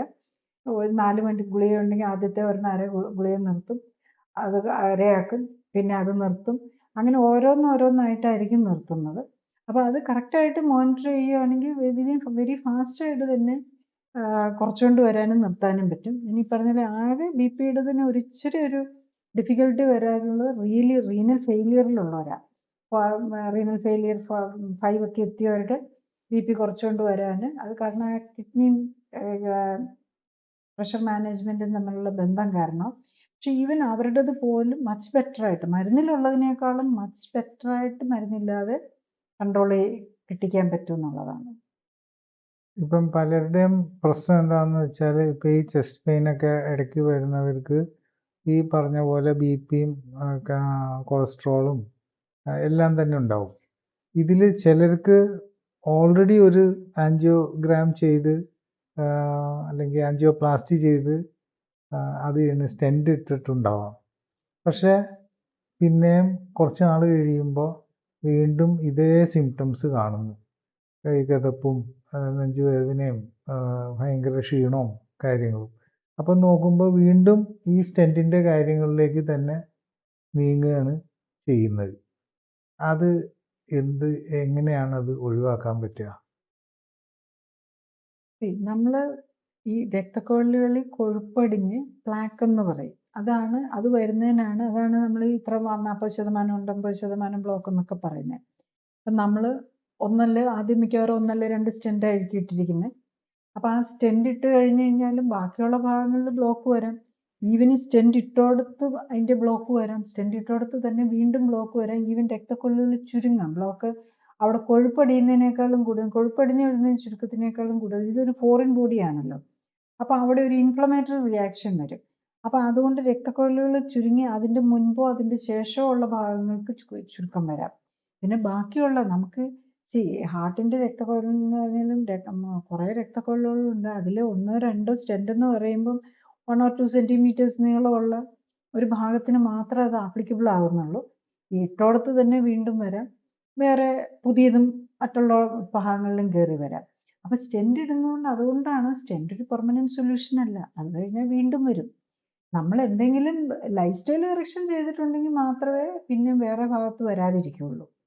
അപ്പോൾ അതുകൊണ്ടാണ് ഞാൻ പറയുന്നത്, നമ്മൾ ബേസിക്കലി നമ്മൾ സ്റ്റെൻ്റ് ഇട്ടാലും ഇട്ടില്ലെങ്കിലും നമ്മൾ ലൈഫ് സ്റ്റൈൽ കറക്ഷൻ, സ്റ്റെൻ്റ് ഇട്ടവർക്കാണെങ്കിലും ലൈഫ് സ്റ്റൈൽ കറക്ഷൻ ചെയ്തുകൊണ്ട് മാത്രമേ ഫ്യൂച്ചറിലൊരു ബ്ലോക്ക് വരാതിരിക്കും. അപ്പം നമ്മൾ പലപ്പോഴും കാണാറുണ്ട് 2-3 പ്രാവശ്യം സ്റ്റെൻ്റ് ഇട്ടിട്ടുണ്ടാകും. ആദ്യം ഒന്നിട്ടു, ഇപ്പോൾ ഒക്കെ പിന്നെ ഒരു പ്രത്യേകത കാണുന്ന, പ്രത്യേകിച്ച് ഈ ഗൾഫ് കൺട്രീസിലൊക്കെ ഉള്ളവരൊക്കെ വരുന്നത് ഒറ്റ പ്രാവശ്യം തന്നെ 5 സ്റ്റെൻ്റ് ഒക്കെ ഇട്ടിട്ടുള്ളവരെ കാണുന്നുണ്ട്.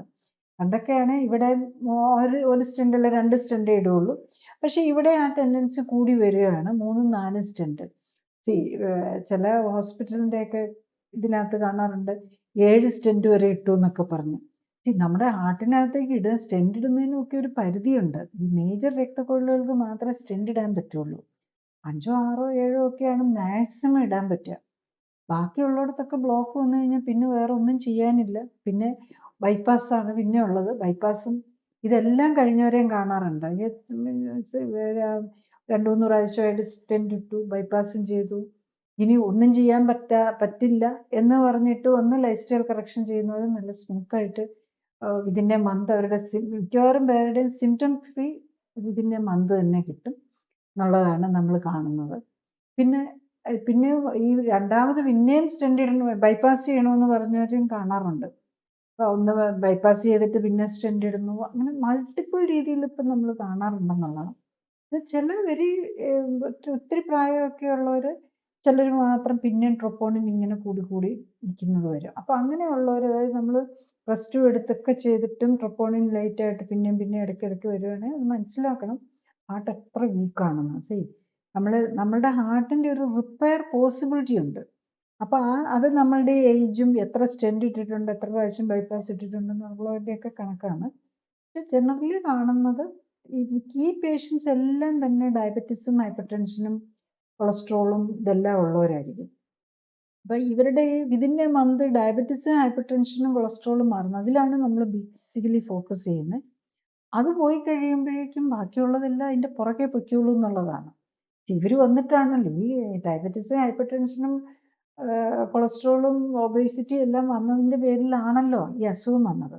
അപ്പം അവരെയാണ് ആദ്യം നമ്മൾ പറഞ്ഞു വിടേണ്ടത്. അവരെ പറഞ്ഞു വിട്ട് കഴിയുമ്പോഴേക്കും അവരെ പറഞ്ഞ് സിമ്പിളായിട്ട് തന്നെ ചെയ്യാവുന്നതേ ഉള്ളൂ. അവർ പോകുന്നതോടെ നമ്മളുടെ ഹാർട്ടും ക്ലിയർ ആകും. ഹാർട്ട് മാത്രമല്ല എല്ലാ ഓർഗൻസും. ഇപ്പോൾ ഇതൊക്കെ ഉള്ളവർക്ക് മിക്കവാറും കിഡ്നിക്ക് റീനൽ ഫെയിലിയറിലെത്തി. ഇപ്പോൾ കംപ്ലീറ്റ് നമ്മുടെ ഫെയിലിയർ എന്ന് പറയുമ്പം 5th ഫേസ് എത്തുമ്പോഴേ നമ്മൾ ഡയാലിസിസ് സ്റ്റേജ് എത്തുന്നവരെയാണ് നമ്മൾ റീനൽ ഫെയിലിയർ എന്ന് പറയുന്നത്. റീനൽ ഫെയിലിയറും അങ്ങനെയല്ല, നമ്മൾ സ്റ്റേജ് 1 മുതലുണ്ട്. അപ്പോൾ അത് GFR 90 താഴെ വരുമ്പോൾ തന്നെ 1 എത്തി എന്നുള്ളത് 2 എത്തി എന്നുള്ളത് തന്നെ മനസ്സിലാക്കണം. അങ്ങനെ ആ ഒരു കണക്കാണ് നമ്മൾ നോക്കേണ്ടത് ശരിക്കും പറഞ്ഞു കഴിഞ്ഞാൽ. അപ്പോൾ എല്ലാ ഓർഗൻസിനും അതിൻ്റെ ഒപ്പം തന്നെ ബെനിഫിറ്റ് കിട്ടുമെന്നുള്ളതാണ്.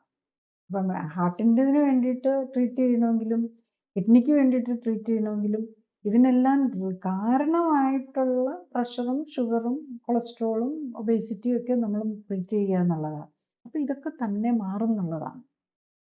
ഇപ്പോൾ ഒരു ചോദ്യം എന്താണെന്ന് വെച്ചാൽ, ഈ കാൽസിഫിക്കേഷൻ നമ്മളുടെ വന്നു കഴിഞ്ഞാൽ ആർട്ടറീസിൽ രക്തക്കുഴലുകളിൽ കാൽസിഫിക്കേഷൻ വന്നു കഴിഞ്ഞാൽ പിന്നെ അത് ലൈഫ് സ്റ്റൈൽ കറക്ഷൻ വെച്ച് എങ്ങനെയാണ് ഗുണം ചെയ്യുക, അത് ഗുണം ചെയ്യുമോ എന്നുള്ള ചോദ്യമാണ്. ബിക്കോസ് പൊതുവെ ഇപ്പം ലേറ്റസ്റ്റ് ആയിട്ട് ഇങ്ങനെ കാണാറുണ്ട്, ഇങ്ങനെ ഓരോ 3D പടങ്ങളിലൊക്കെ ഈ മറ്റേ കാണ ക്ലിയർ ചെയ്യുന്ന പോലെ ഇങ്ങനെ ഡ്രില്ല് ചെയ്ത് കാൽസിഫിക്കേഷൻ കളയുന്നു, പ്ലാക്ക് കളയുന്നു എന്നൊക്കെ പടങ്ങൾ കാണാറുണ്ട്. അപ്പം അതുപോലെ രക്തക്കുഴലുകളിൽ ഇങ്ങനെ കാൽസിഫിക്കേഷൻ ഉണ്ടെങ്കിൽ അത് മുഴുവൻ ഇങ്ങനെ ക്ലീൻ ചെയ്തു പോകുന്ന പോലെ ഉള്ള ഒരു രീതിയിൽ നമ്മൾ ആ പടങ്ങളൊക്കെ കാണുമ്പോൾ ചിന്തിച്ചു പോകാറുണ്ട്. അപ്പം ഈ ലൈഫ് സ്റ്റൈൽ മോഡിഫിക്കേഷൻ അങ്ങനെ വരുമ്പോൾ എങ്ങനെയാണ് ഈ കാൽസിഫിക്കേഷന് ഗുണം ചെയ്യുക? ഈ ഇൻഫ്ലമേഷൻ വന്നു കഴിയുമ്പം അവിടെ കാൽസ്യം ഡെപ്പോസിറ്റ്സ് വരുന്നതിനാണ്, അതായത് ഈ കൊഴുപ്പടിഞ്ഞ് അതിനകത്ത് കാൽസ്യം ഡെപ്പോസിറ്റും കൂടെ വരുന്നതിനാണ് കാൽസ്യഫിക്കേഷൻ വന്നിരിക്കുന്നു എന്ന് പറയുന്നത്. അപ്പം അതിനകത്ത് നമ്മളിങ്ങനെ ഒരു ഡ്രില്ല് പോലെ വെച്ച് അതിനകത്തൂടെ ഇത് ചെയ്ത് പോകുന്നതൊക്കെയാണ്. നമ്മൾ ഈ പടം കാണിക്കുന്നത് പോലെ അത്ര സിമ്പിളൊന്നും അല്ല അത് കാര്യങ്ങൾ. അതിനകത്ത് അത് കഴിഞ്ഞ് വെച്ചിട്ട് അതൊന്ന് കയറ്റിക്കഴിഞ്ഞിട്ട് അവിടുത്തെ ഡ്രില്ല് ചെയ്ത് ഇത് വെച്ചിട്ട് അവിടെ ഒരു സ്റ്റെൻറ്റ് ഇടുന്നതോ കാര്യങ്ങളൊക്കെയാണ് ചെയ്യുന്നത്. പക്ഷെ അതിനകത്ത് സ്റ്റെൻറ്റ് ഇടാൻ പറ്റും. അതായത് പലപ്പോഴും നമ്മൾ കാണാറുള്ളത് എന്താണെന്ന് വെച്ച് കഴിഞ്ഞാൽ പലപ്പോഴും പേഷ്യൻസിന് ബൈപ്പാസ് ചെയ്യാൻ മടിയായിരിക്കും. അപ്പം ബൈപ്പാസ് ചെയ്യാൻ പേടിയുണ്ടാവും. കാരണം അതത്ര മേജർ ഓപ്പറേഷനാണല്ലോ. നമ്മുടെ ശരിക്കും ബൈപ്പാസ് എന്ന് പറഞ്ഞു കഴിഞ്ഞാൽ നമ്മൾക്ക് ഇവിടുത്തെ ആ മേജർ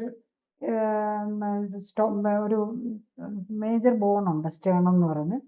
അതിലേക്കാണ് നമ്മുടെ രണ്ട് സൈഡിൽ നിന്ന് ഡ്രിബൊക്കെ വന്ന് അറ്റാച്ച് ചെയ്യുന്നത്. അതിനെ നമ്മൾ സെൻട്രലിൽ കൂടെ കട്ട് ചെയ്ത് ഓപ്പൺ ചെയ്ത് വെച്ച് അത്ര ഒരു മേജർ, അത് റിപ്റ്റേജ് തന്നെ, നമ്മുടെ നെഞ്ച് തുറന്നു വെച്ച് തന്നെയാണ് നമ്മൾ ഈ സർജറി ഒക്കെ ചെയ്യുന്നത്. അപ്പോൾ അത്രയും മേജർ സർജറി ആകുമ്പോൾ അതിൻ്റെ ഒത്തിരി കോംപ്ലിക്കേഷൻസും ഉണ്ട്. ഈവൻ നമുക്ക് ഹാർട്ട് ലങ് മെഷീൻസ് ഒക്കെ ഉപയോഗിച്ചും ഹാർട്ടിൻ്റെ പമ്പിങ്ങും ഹാർട്ടിൻ്റെ ലങ്സിൻ്റെ ഫങ്ഷൻ തന്നെ വേറെ മെഷീനെ ഏൽപ്പിച്ചൊക്കെയാണ് ചെയ്യുന്നത്. അപ്പം അതിൻ്റെതായിട്ടുള്ള ഒത്തിരി റിസ്കുകൾ ഉള്ളതുകൊണ്ട് അവർക്ക് അത് പേടിയായിരിക്കും. അപ്പം ആ പേടിയുള്ളവരെ ഒഴിവാക്കാൻ അവർക്ക് വേണ്ടിയിട്ട് മറ്റേ സാധാരണ സ്റ്റെൻറ്റ് ഇടുമ്പോൾ രക്തക്കുഴലുകൾ ഒന്ന് ഫ്ലെക്സിബിൾ ആയിരിക്കണം. ഈ കാൽസിഫൈഡ് ആയിട്ടുള്ള രക്തക്കുഴലുകൾ ഫ്ലെക്സിബിൾ ആവില്ല, അതുകൊണ്ടാണ് ചെയ്യാൻ പറ്റാത്തത്. പക്ഷെ നമ്മൾ അങ്ങനെ കൊണ്ടുപോയി ഇട്ടാലും നമ്മുടെ ഇൻഫ്ലമേഷൻ മാറാനോ നമ്മളുടെ ബേസിക് പ്രശ്നം നമ്മളവിടെ പരിഹരിക്കുന്നില്ലല്ലോ. അവിടെ എങ്ങനെയാലും ഒരു സ്റ്റെൻറ്റ് കയറ്റിയിട്ടാലും അതിൽ ക്ലോട്ട് വരാം. അതുപോലെ ബാക്കിയുള്ള രക്തക്കുഴലുകൾ ഈ ഹോൾ ഭാഗത്തും നമുക്ക് സ്റ്റെൻറ്റുകൾ ഇങ്ങനെ നിരത്തി ഇട്ട് വെക്കാൻ പറ്റില്ലല്ലോ. സ്റ്റെൻറ്റ് ഇടാൻ പറ്റുന്നത് വലിയ രക്തക്കുഴലുകളിൽ മാത്രമേ പറ്റുള്ളൂ. തീരെ ചെറിയതായിട്ട് അതിൻ്റെ ബ്രാഞ്ചിങ്ങിലേക്ക് പോകുന്നിടത്തൊന്നും നമുക്ക് ഇടാൻ പറ്റില്ല. അപ്പം ഈ ചെറിയ രക്തക്കുഴലുകളിൽ ബ്ലോക്ക് വരാം. ഇങ്ങനെ ഇതൊക്കെ ഇട്ട് വെച്ച് കഴിഞ്ഞാലും ചെറിയ രക്തക്കുഴലുകൾ, പ്രത്യേകിച്ച് ഡയബറ്റിക് പേഷ്യൻസിന് എൻഡ് ആർട്ടറൈറ്റിസ് എന്ന് പറയും, അതായത് ചെറിയ രക്തക്കുഴലുകളിൽ വരും. അതുകൊണ്ടാണ് പലപ്പോഴും പല അറ്റാക്കുകളും ഡയബറ്റിക് പേഷ്യൻസ് അറിയാതെ പോകുന്നത്. പിന്നെയാണ് നമുക്ക് കാർഡിയക് മയോപ്പതി വന്ന് നമ്മൾ പമ്പിങ് കുറയുന്ന ഒരു സ്റ്റേജിലേക്ക് എത്തുന്നത്. ഈവൻ നമ്മളിങ്ങനെ പല പ്രാവശ്യം സ്റ്റെൻറ്റ് ഇട്ട് ബൈപ്പാസ് ചെയ്ത് കാർഡിയക് മയോപ്പതി വന്ന് ഈ പമ്പിങ് കുറഞ്ഞു പോയവരുടെ പോലും പമ്പിങ് കൂടി വരുന്നു എന്നുള്ളതാണ്. നമ്മൾ ലൈഫ് സ്റ്റൈൽ കറക്ഷൻ ചെയ്യുമ്പം നമ്മൾ ഇതൊക്കെ ഇടാം, റൊട്ടേറ്ററൊക്കെ വെച്ച് ഇങ്ങനെ ഡ്രില്ല് ചെയ്തിട്ട് പോയി ഇടുന്നത് പോലെ, അത് ഈ 3D പടങ്ങൾ കാണുന്ന പോലെ സിമ്പിൾ ഒന്നുമല്ല. അതിനകത്ത് ഒത്തിരി റിസ്ക് ഫാക്ടേഴ്സും ഒക്കെ വരുന്നുണ്ട്. അതൊരു ആസ്പെക്റ്റ് നമുക്ക് മനസ്സിലാക്കണം. ഇത്രയും ചെറിയ രക്തക്കുഴലുകളിൽ കിടന്നുകൊണ്ട് നമ്മൾ ഈ ഇതിൽ കയ്യെ കൂടെ കയറ്റിയ ഒരു കത്തീറ്ററിൽ വെച്ച് ഹാർട്ടിൻ്റെ രക്തക്കുഴലിൽ ചെന്ന് അതിലാണ് ഈ പണിയൊക്കെ ചെയ്യുന്നത്. അപ്പം നമ്മൾ ഈ ടെക്നോളജിയാണ് ഈ ഫുൾ ഡിപ്പെൻഡ് ചെയ്തുകൊണ്ടാണ് ചെയ്യുന്നത്. പക്ഷെ അതിനകത്തൊക്കെ ഇപ്പം ഒത്തിരി റിസ്ക് ഫാക്ടേഴ്സും വരാം എന്നുള്ളതാണ്. ഹാർട്ടിൻ്റെ ഒന്നും ഇപ്പോഴും റോബോട്ടൊന്നും ചെയ്യാൻ തുടങ്ങിയിട്ടില്ല. ഹ്യൂമൻ കപ്പാസിറ്റിക്കും എല്ലാത്തിനും ഒരു ലിമിറ്റേഷൻസ് ഉണ്ട്. പിന്നെ ഏറ്റവും പ്രധാനം രോഗിയുടെ തന്നെ പ്രത്യേകതകളാണ്. അപ്പം അതിനകത്ത് എല്ലാം ലിമിറ്റേഷൻസ് ഉണ്ട്. അപ്പം ഇതിനകത്ത് എല്ലാം ഏറ്റവും സിമ്പിളായിട്ട് ചെയ്യാവുന്ന നമ്മുടെ നേച്ചറിൻ്റെ ഇതിന് വിടുക, നമുക്ക് കറക്റ്റായിട്ടുള്ള ന്യൂട്രിഷൻ കൊടുക്കുക. കാൽസിഫിക്കേഷൻ ആണെങ്കിലും കുറഞ്ഞു വരാനുള്ള ഡെഫിനറ്റ്ലി സാധ്യതയുണ്ട്. പിന്നെ ഏറ്റവും പ്രധാനം നമ്മൾ ഈ അസ്വസ്ഥത ചെല്ലുന്ന അവിടെ കാൽസ്യം ഉണ്ടോ എന്ന് നോക്കിയിട്ടല്ലല്ലോ, നമുക്ക് നമ്മുടെ അസ്വസ്ഥതയ്ക്കല്ലേ നമ്മൾ ട്രീറ്റ്മെൻറ്റ് എടുക്കുന്നത്. അത് നമുക്ക് വിതിൻ ഫ്യൂ ഡേയ്സ് തന്നെ അറിയാൻ പറ്റും എന്നുള്ളതാണ്.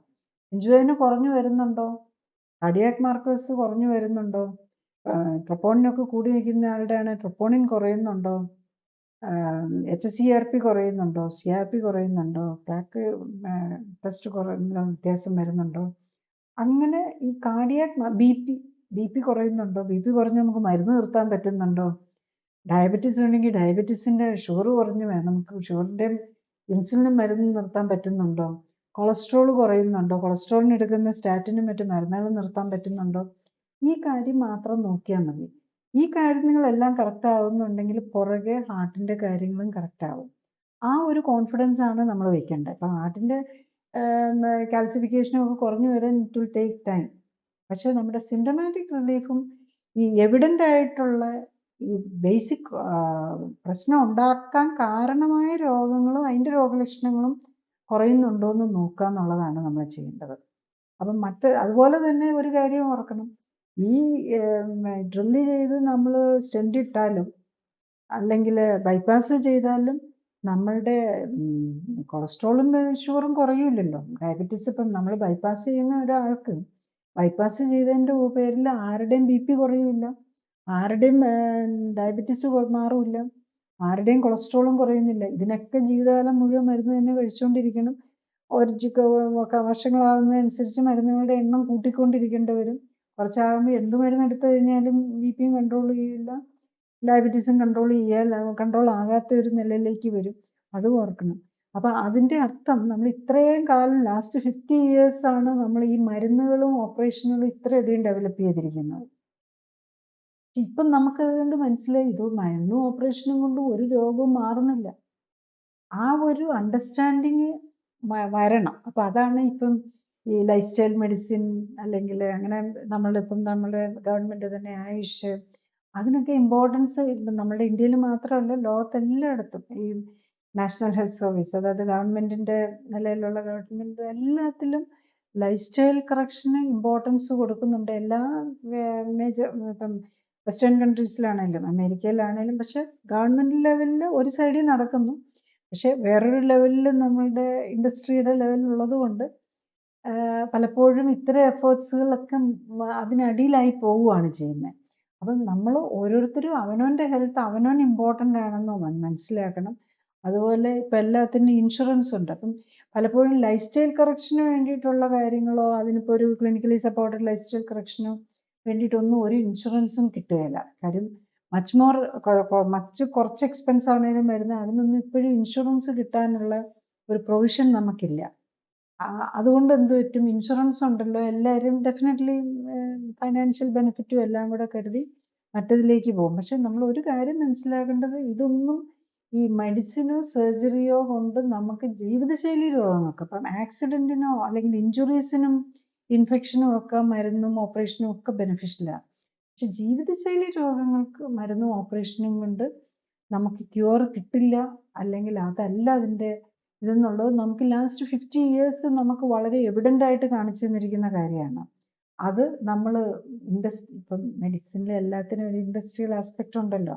അതുകൊണ്ട് തന്നെ നമ്മൾ അവനവനാണ് അവനവൻ്റെ ഹെൽത്തിനെ നോക്കേണ്ടത്. അപ്പം അതിന് മനസ്സിലാക്കിയെടുത്ത് അതനുസരിച്ച് ജീവിക്കാൻ ശ്രമിക്കുകയാണ് വേണ്ടത്.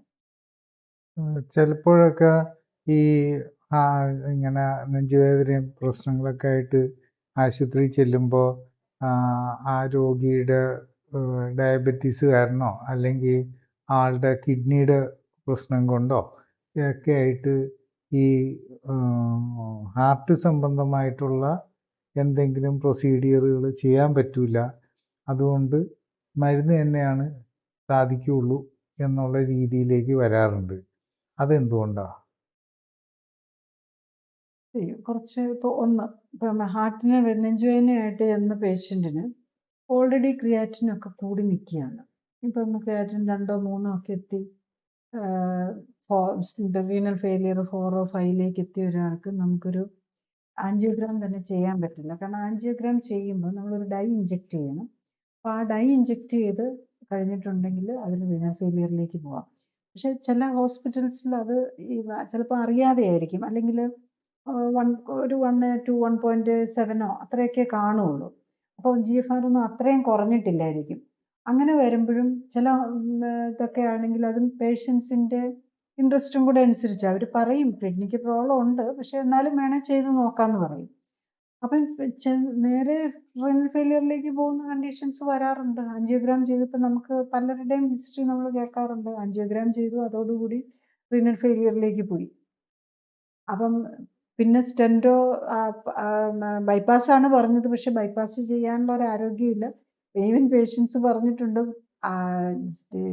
ഹോസ്പിറ്റലിൽ നിന്ന് പറഞ്ഞിരിക്കുന്നത് ഡയാലിസിസ് ചെയ്ത് ആരോഗ്യം റെഡി ആയി കുറച്ച് ഇമ്പ്രൂവ് ചെയ്ത് കഴിഞ്ഞാൽ ബൈപ്പാസ് ചെയ്യാമെന്നാണ്. ഡയാലിസിസിലുള്ള ഒരു പേഷ്യൻറ്റ് നമ്മൾ പിന്നെ ഒരു ബൈപ്പാസ് ചെയ്യുന്നതിന് വേറെ ഒരു അർത്ഥമില്ല.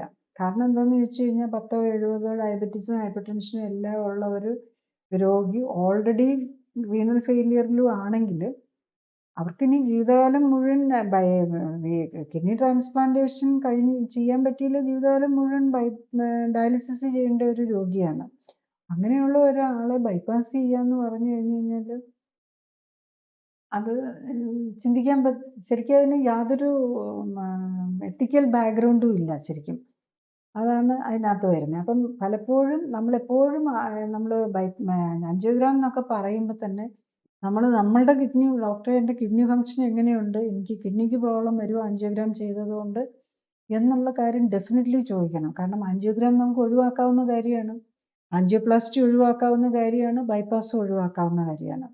പക്ഷെ അത് ചെയ്തതിൻ്റെ പേരിൽ, ഒരു ആൻജിയോഗ്രാം ചെയ്തതിൻ്റെ പേരിൽ നമ്മൾ റീനൽ ഫെയിലിയർ വന്നിട്ടുണ്ടെങ്കിൽ അത് തിരിച്ചു കൊണ്ടുവരുകഴിഞ്ഞാൽ പറ്റാത്ത കാര്യമാണ്. ഡയബറ്റീസിനെ നമുക്ക് റിവേഴ്സ് ചെയ്യാം, ഹൈപ്പർ ടെൻഷനെ റിവേഴ്സ് ചെയ്യാം, കൊളസ്ട്രോളിനെ റിവേഴ്സ് ചെയ്യാം, കാർഡിയാക് ബ്ലോക്കിനെ നമുക്ക് ഒരു പരിധി വരെ റിവേഴ്സ് ചെയ്യാൻ പറ്റും. പക്ഷെ കിഡ്നി ഫെയിലിയർ വന്നിട്ടുണ്ടെങ്കിൽ അത് റിവേഴ്സിബിൾ അല്ല. പിന്നെ അത് നമ്മൾക്ക് അങ്ങനെ കൊണ്ടുപോകാമെന്ന് മാത്രമേ ഉള്ളൂ. എങ്ങനെയെങ്കിലും ഒരു ഡയാലിസിസ് ഒഴിവാക്കി എങ്ങനെ മുമ്പോട്ട് പോകാമെന്ന് നോക്കാൻ മാത്രമേ പറ്റുള്ളൂ. അപ്പം അതിനാണ് നമ്മൾ ഇമ്പോർട്ടൻസ് കൊടുക്കേണ്ടത്. നമുക്ക് ജീവിതശൈലി കറക്റ്റ് ചെയ്യാൻ പറ്റുമെന്നുണ്ടെങ്കിൽ ഈ ജീവിതശൈലി രോഗങ്ങൾ, ഹാർട്ടിന് പ്രോബ്ലം വന്ന കാര്യവും കിഡ്നിക്ക് പ്രോബ്ലം വന്ന കാര്യവും ഒക്കെ റിവേഴ്സ് ചെയ്യാം.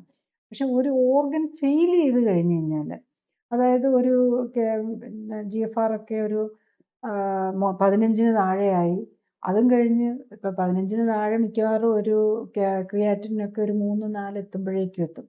ചിലരൊക്കെ ഉണ്ട് 8-ഉം 10-ഉം ഒക്കെ ആയിട്ട് ക്രിയാറ്റിൻ എത്തിക്കഴിഞ്ഞാൽ.